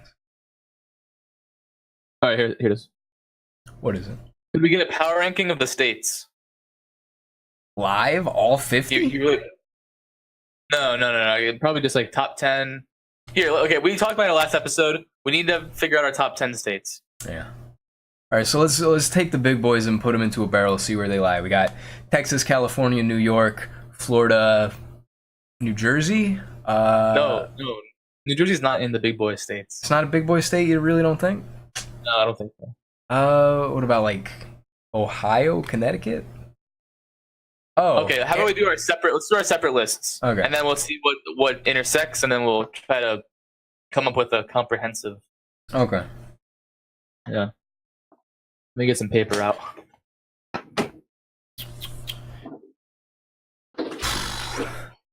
Tough one. It's all very subjective. I mean, we could do it by like development index. It's just like what you think is the best thing about states. Yeah. I've done a top 10 before. Let me see if I can replicate it. Man, I really don't want to write something down, but I'll give it a shot. I really don't like New York. I don't like it. I'm gonna spoil you. I think I gotta put it at number 1. I mean, I'm gonna put it on my list, but yeah, just because it's so big boy. Yeah. And like upstate New York was chill when I went there, but like New York City around there just ugh. Well, I'm thinking you got to understand that like these very dense states, or at least highly populated ones, have to have a lot of clout because that's where a lot of the money is of the United States as a whole. You know. Yeah. But let me see.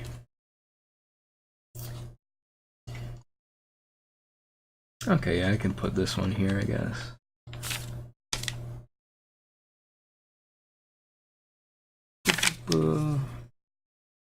Sorry, viewers, we're brainstorming.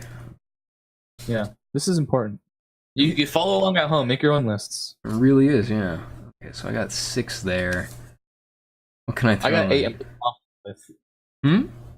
I got 8 right now that I'm pretty confident with. Okay. I'm not too picky about this order. There's none of these that I want to defend, other than maybe a few. What other states are there? There's like 5.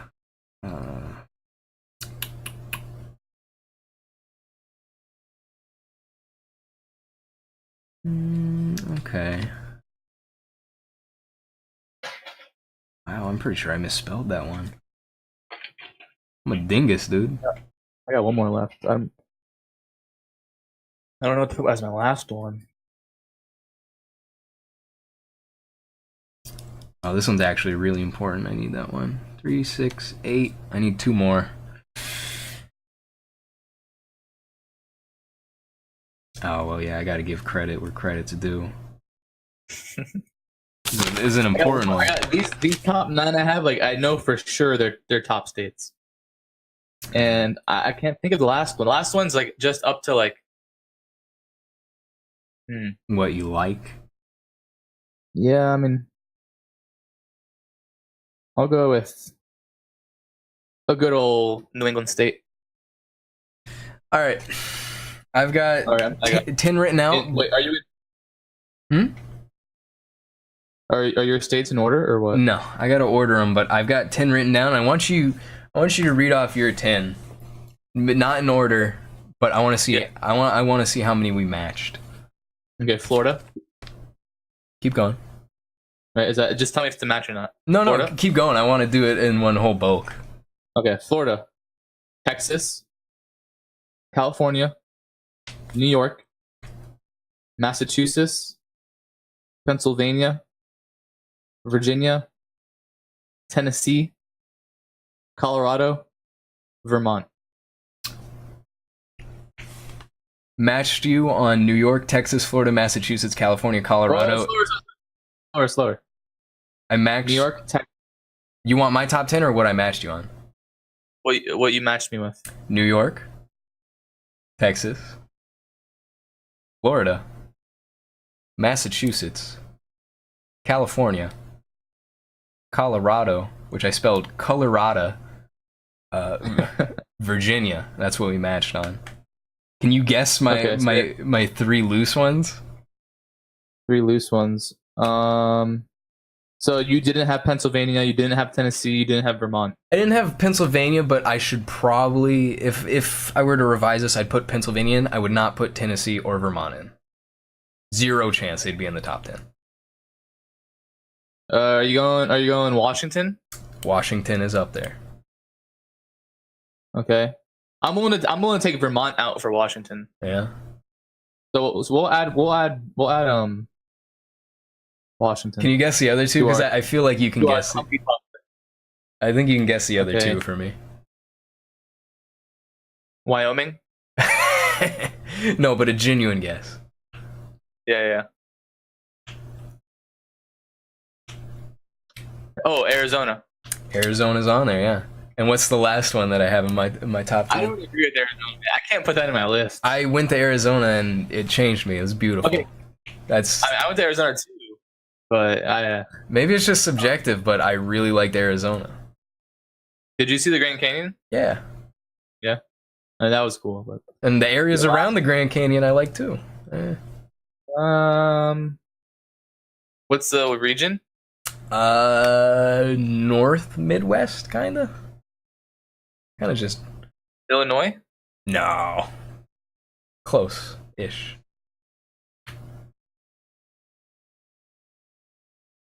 Oh, New Jersey. No, it's Michigan. Oh, Michigan. Auto industry, man. This is it's too important. Okay, so from your list, I'm willing to put it in Washington. Okay. From my list, you're willing to put in Pennsylvania? Yes. Definitely I'll take Pennsylvania. Like, I'd swap out maybe Arizona for Pennsylvania and have Arizona at like an 11 or something.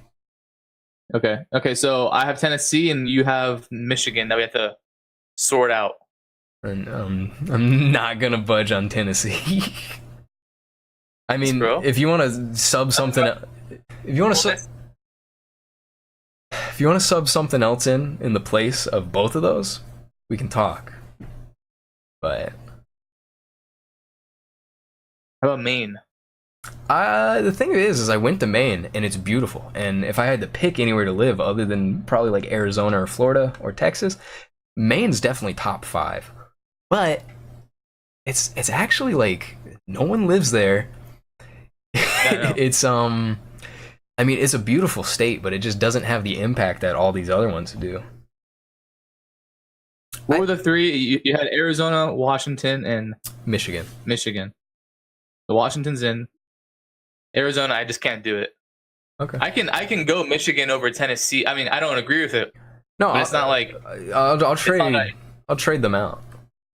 Yeah, we need to come up with a neutral 10th spot.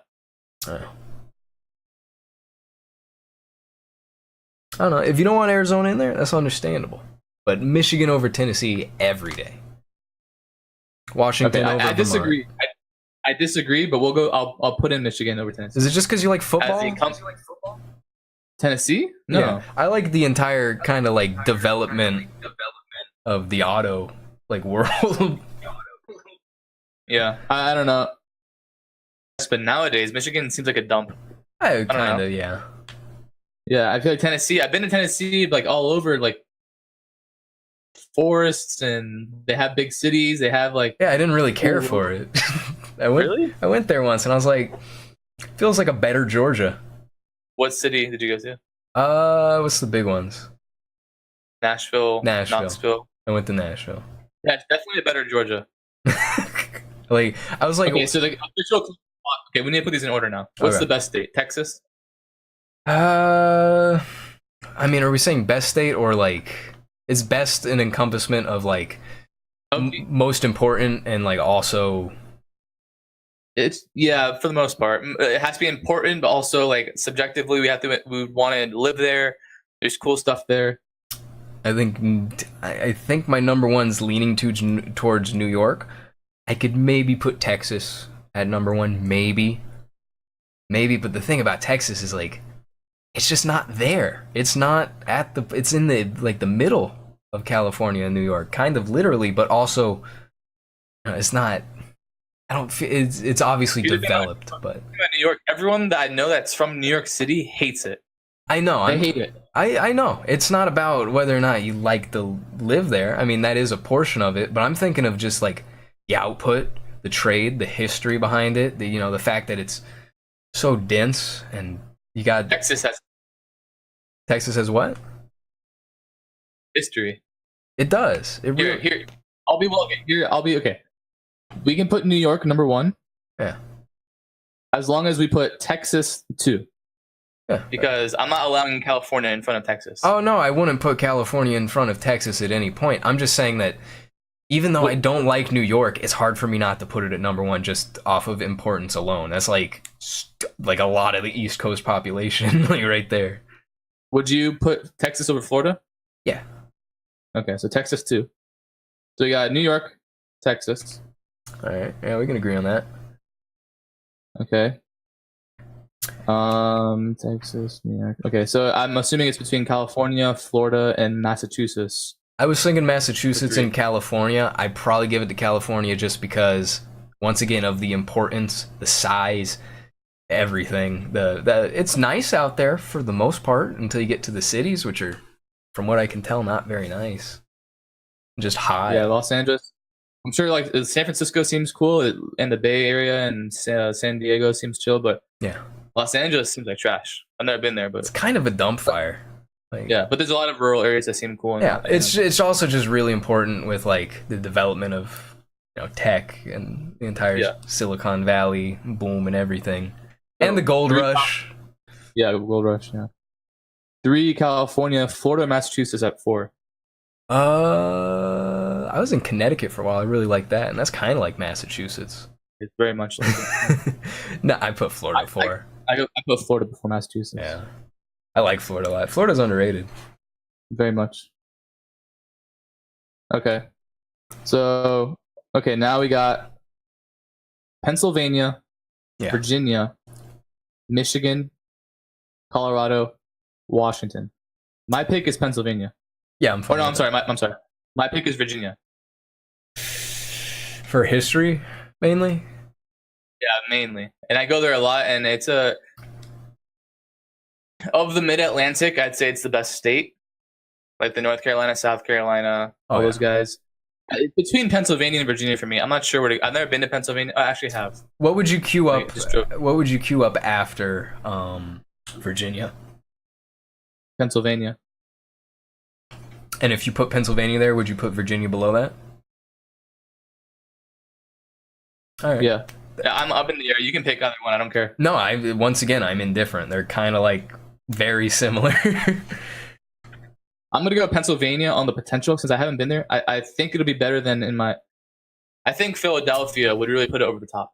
Philadelphia seems like a cool city, like historic city. I only went through Philadelphia. I didn't get to get out. It was the coolest city that I've been through. Like, it looked cool. It looked dangerous, but it looked Really? cool. Yeah. That's the other thing. Virginia has a lot of, like, BFE kind of, like, get abducted, hills have eyes things to it. Okay, so Pennsylvania, Virginia. Okay, wait. So we got number 8 is between Michigan, Colorado, Washington. I would go with Colorado. For the beautiful nature. Yeah.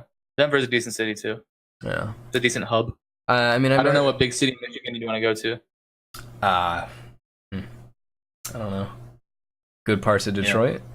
But at Michigan, I think we can put Michigan at 10, if you're fine with that.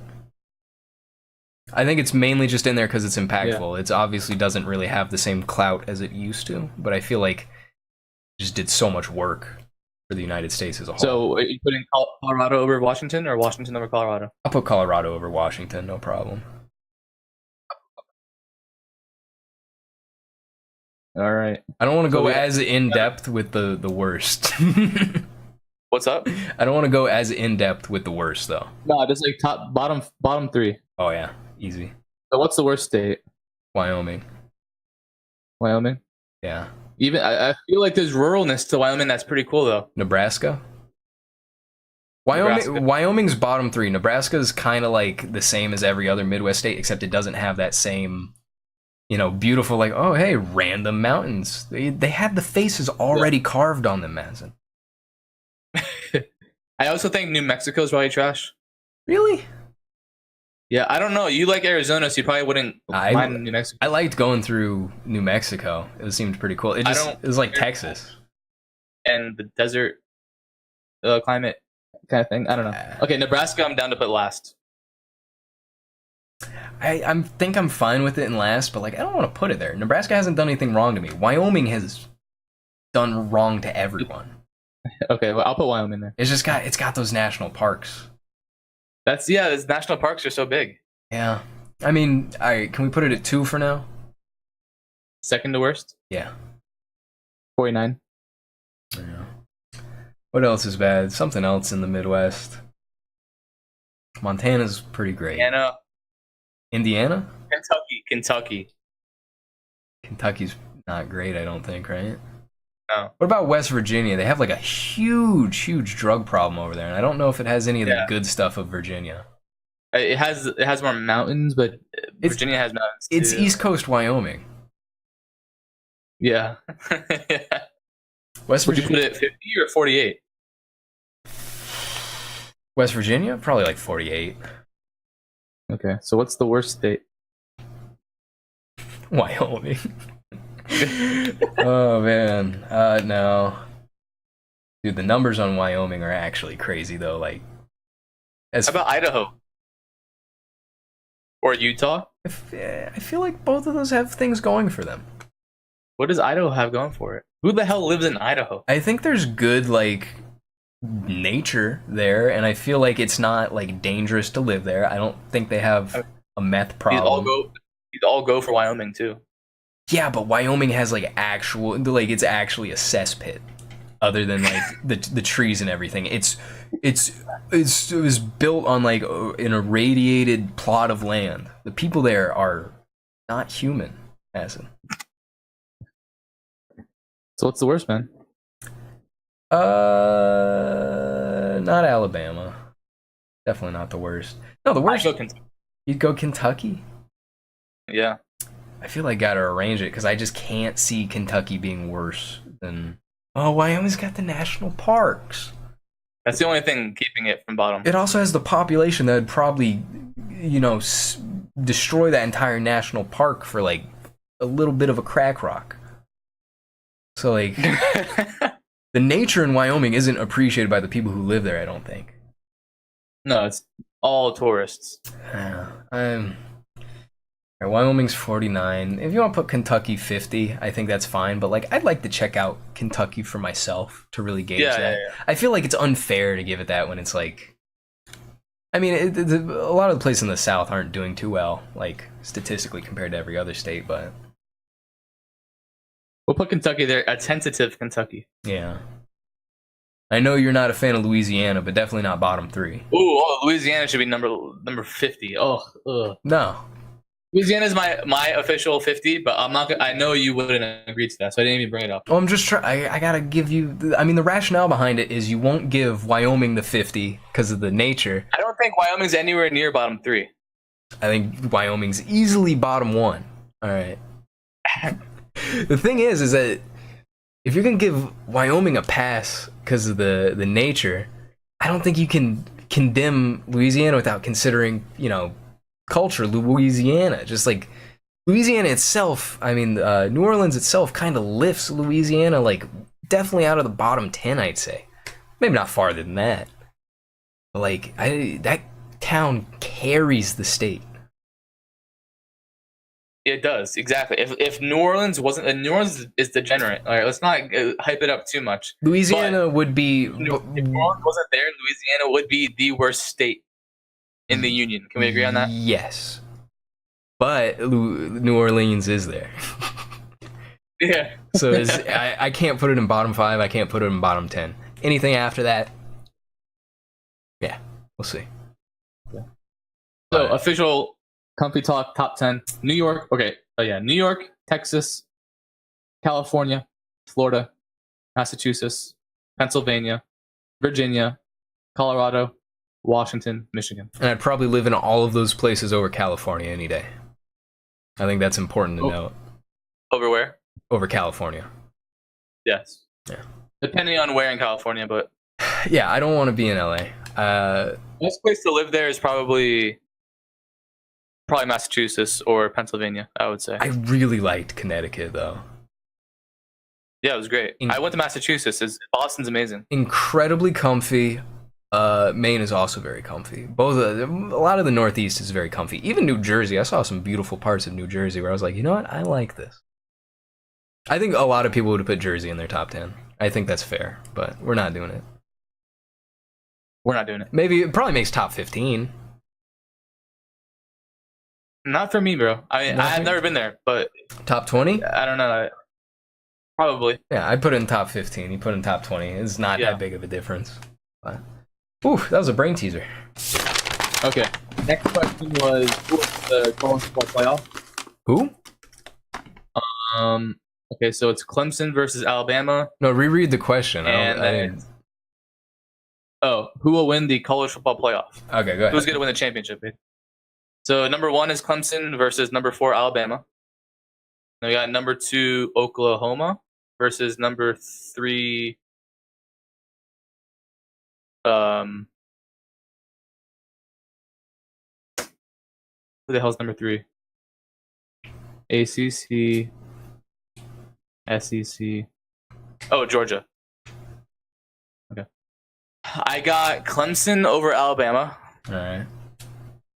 And I have Oklahoma over Georgia. And I have Oklahoma over Clemson. I like Oklahoma a lot. I'm gonna go with Oklahoma. Too much firepower and offense.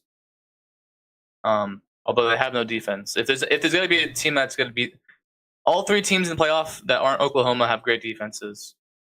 But I think Oklahoma can outlast them. If it's not Oklahoma, I think it's gonna be Clemson. And then his follow-up was who's gonna win the Super Bowl? Rest the Fins. Initially, before the year started, I said Eagles Chiefs Super Bowl, which looked good at the time. Now it doesn't look good because the Chiefs are garbage. Eagles could definitely do it.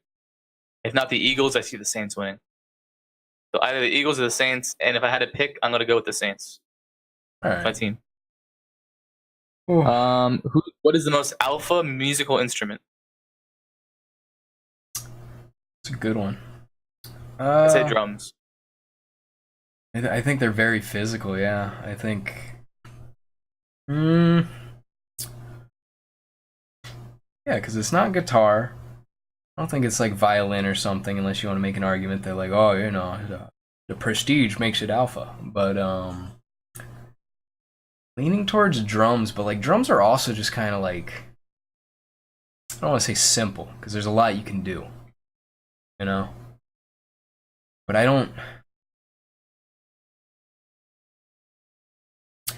Probably drums. No, piano. Piano's alpha. I mean, there's better instruments than drums, but it doesn't mean they're most alpha. Most alpha? I think like the highest level. You literally hit drums. It's aggressive. I know. I'm saying that. I'm saying at the highest level of piano, like that, just amount of skill is like. Alpha. That's true. I don't know. I give it. You got these guys going just all over the place, and like their eyes are shaking, like it looks like they're seizing. Yeah. I mean, I could. But there's some drummers like you get a metal drummer. Oh yeah. Like a metal drummer that's like just all speed, blast beats, and gravity blasts, and I mean that's impressive too. That's alpha. Yeah, but the drummer's tied to the beat, dude. Do anything you want. Not other instruments. Yeah. Nah, I'd probably give it the drums in a close second. Probably like. And rhythm is the most animalistic of the rhythm, melody, very and tribal, harmony. Yeah. Yeah, very tribal. And that goes with alpha, I guess. Yeah, I give it the Toxic drums. masculinity. Taiko drums specifically. Yeah.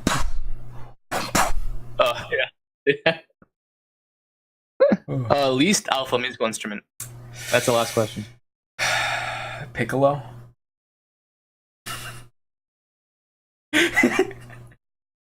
Recorder or piccolo? I think a recorder's got merit in the sense that it helps kids learn music. I think piccolo, you've already learned music and you've made a terrible decision. Yeah. Yeah, piccolo is at least alpha. Piccolo's up there. Harpsichord. It's a. That's alpha. If you can play a harpsichord. No. It's a fantastic instrument. It sounds beautiful, but like, imagine the kind of person, the kind of nerd who wants to play a harpsichord. That's not alpha at all. I mean, I wish I could play it because it looks so cool and it sounds so tight. Yeah. But it's not alpha. But we're talking about the instrument, not the players. So, Piccolo's up there. Piccolo's up there. I like clarinet. I'm not gonna talk dirty. I don't know, any sort of like extra percussion that like just doesn't belong there. The cowbell player. Cowbell. Or like a triangle. Triangle's, yeah, that's kind of like the back door. Like, here, you can play the triangle. Or tambourine. Isn't tambourine the least alpha? I like it more. No. But it's like the... Tambourine sometimes takes a little bit of skill. Yeah, but we're talking about the instrument. Well, I guess. Because the thing is, tambourine gets handed off to, whoever's the worst. You got a triangle is usually in a song, like, there's like 5 hits. And you're just waiting. Bing! But a tambourine, if you got like a difficult tambourine piece, you gotta know how to roll on a tambourine. It's really hard. I know. I don't know how to do it. I can't do it. With your thumb and everything. Okay, yeah. I mean, I'll give it the triangle, but like tamperine's not too far off. I respect every instrument, but yeah, triangle or piccolo, I'd say. Yeah. I mean, I love the sound of a piccolo, but it's like, what choices did you make? Why did you pick that one? Yeah. Why didn't you pick clarinet? Why didn't you pick a flute? Why didn't you pick an alto flute? Why did you? Yeah, just a flute would be fine. You're just trying to show off. Yeah, that's it for questions. Oh, my boy Zach got a question. He asked, how funny is it how this pregnant ferret looks?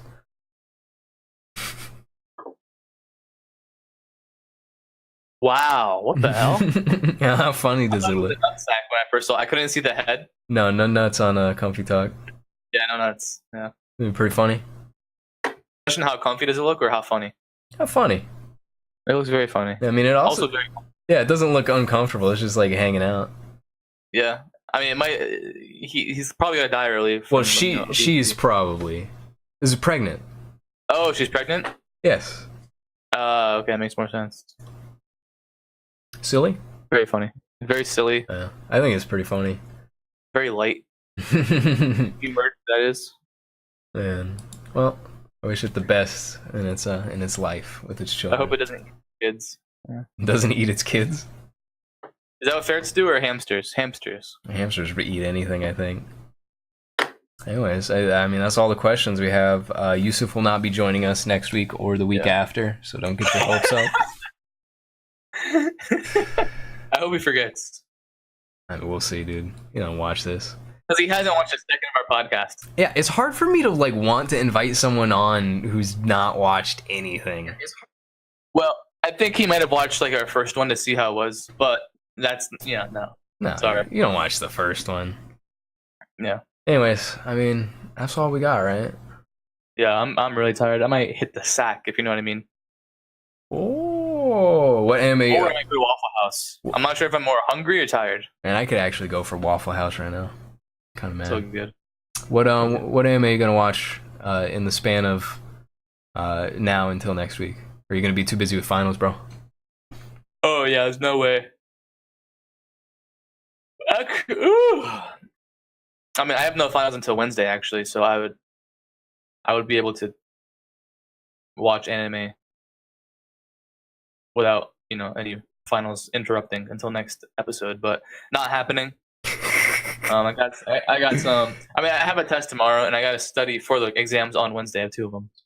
Okay. Fair enough. I got some things going. I got a throwing away party for one of my boys, Matt Riccardi, who's listened to our podcast a few times. He's graduating this semester. I'm going to Tampa for the Lightning game. Whew. With my friend Andrea. The Lightning. No. No. No. I'm wearing my Panthers jersey to the game, even though they're not playing. I like the Blues. Blues are a good team. It's the only team I know. No, you know the Panthers. Penguins. You knew the Lightning. I knew the Penguins. If you would have said Lightning, I would have been like, oh yeah, okay. Blackhawks. Yeah, I know them. Who's Jacob's team? Which Jacob? Texas boys. Oh, you could have just said Texas boys. I was gonna have to bleep the last name, but oh, Texas hockey.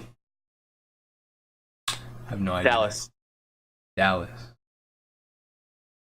Stars. Dallas Stars, bro. Really? That's what they're called? Yeah. Okay. You know the Chicago team. No. Black Wings? Hawks. We just Detroit. We just talked about Detroit. Blackhawks, dog. Detroit. I know. Red. I know Pittsburgh Penguins. Detroit Red. The Baltimore Ariels. What do you Detroit Red Wing. Did Wings earlier. Dude, I don't know hockey. Boston. Bugles. Bruins. A little close. Wait, really? What's that? It's a bear. A Bruin. Okay. Ariels are baseball, right? New York. Come on, there's 2 teams in New York. Who do hockey? Bro. I told you I know the Pittsburgh Penguins and I know the Blues. Why do you know the Blues? The guy that got famous on Twitter? No. It's just a podcast I listen to. Sometimes they talk about hockey. One guy likes the Blues. Which one's the Crosby guy on? Sidney Crosby. Penguins? They won, right? Yeah. Good for them. Twist in a row. All right. Well, that's the show, boys. If you actually watched it, I hope you had a great time. I don't know hockey, so if you want a hockey cast, you got to catch every Friday night, Mazin and David. The hockey boys. 3 a.m. The witching hour experience. They talk about hockey. That's all they talk about. Don't even talk about the Dolphins. But that's a different podcast. A different podcast. Anyways, hope everyone has a great night. Good night, Chris. Good night, Matt. Damien. Good night, Damien. Yeah. Good night, our sponsor, Steven. My dog. Send some love below. Send some hate below. Leave your death threats, hate speech. Email it to Jack or email it to him, the anthrax threats. Like, subscribe, and donate to our Patreon. Yes. And you know, have a good night. All right, everyone. Keep it comfy.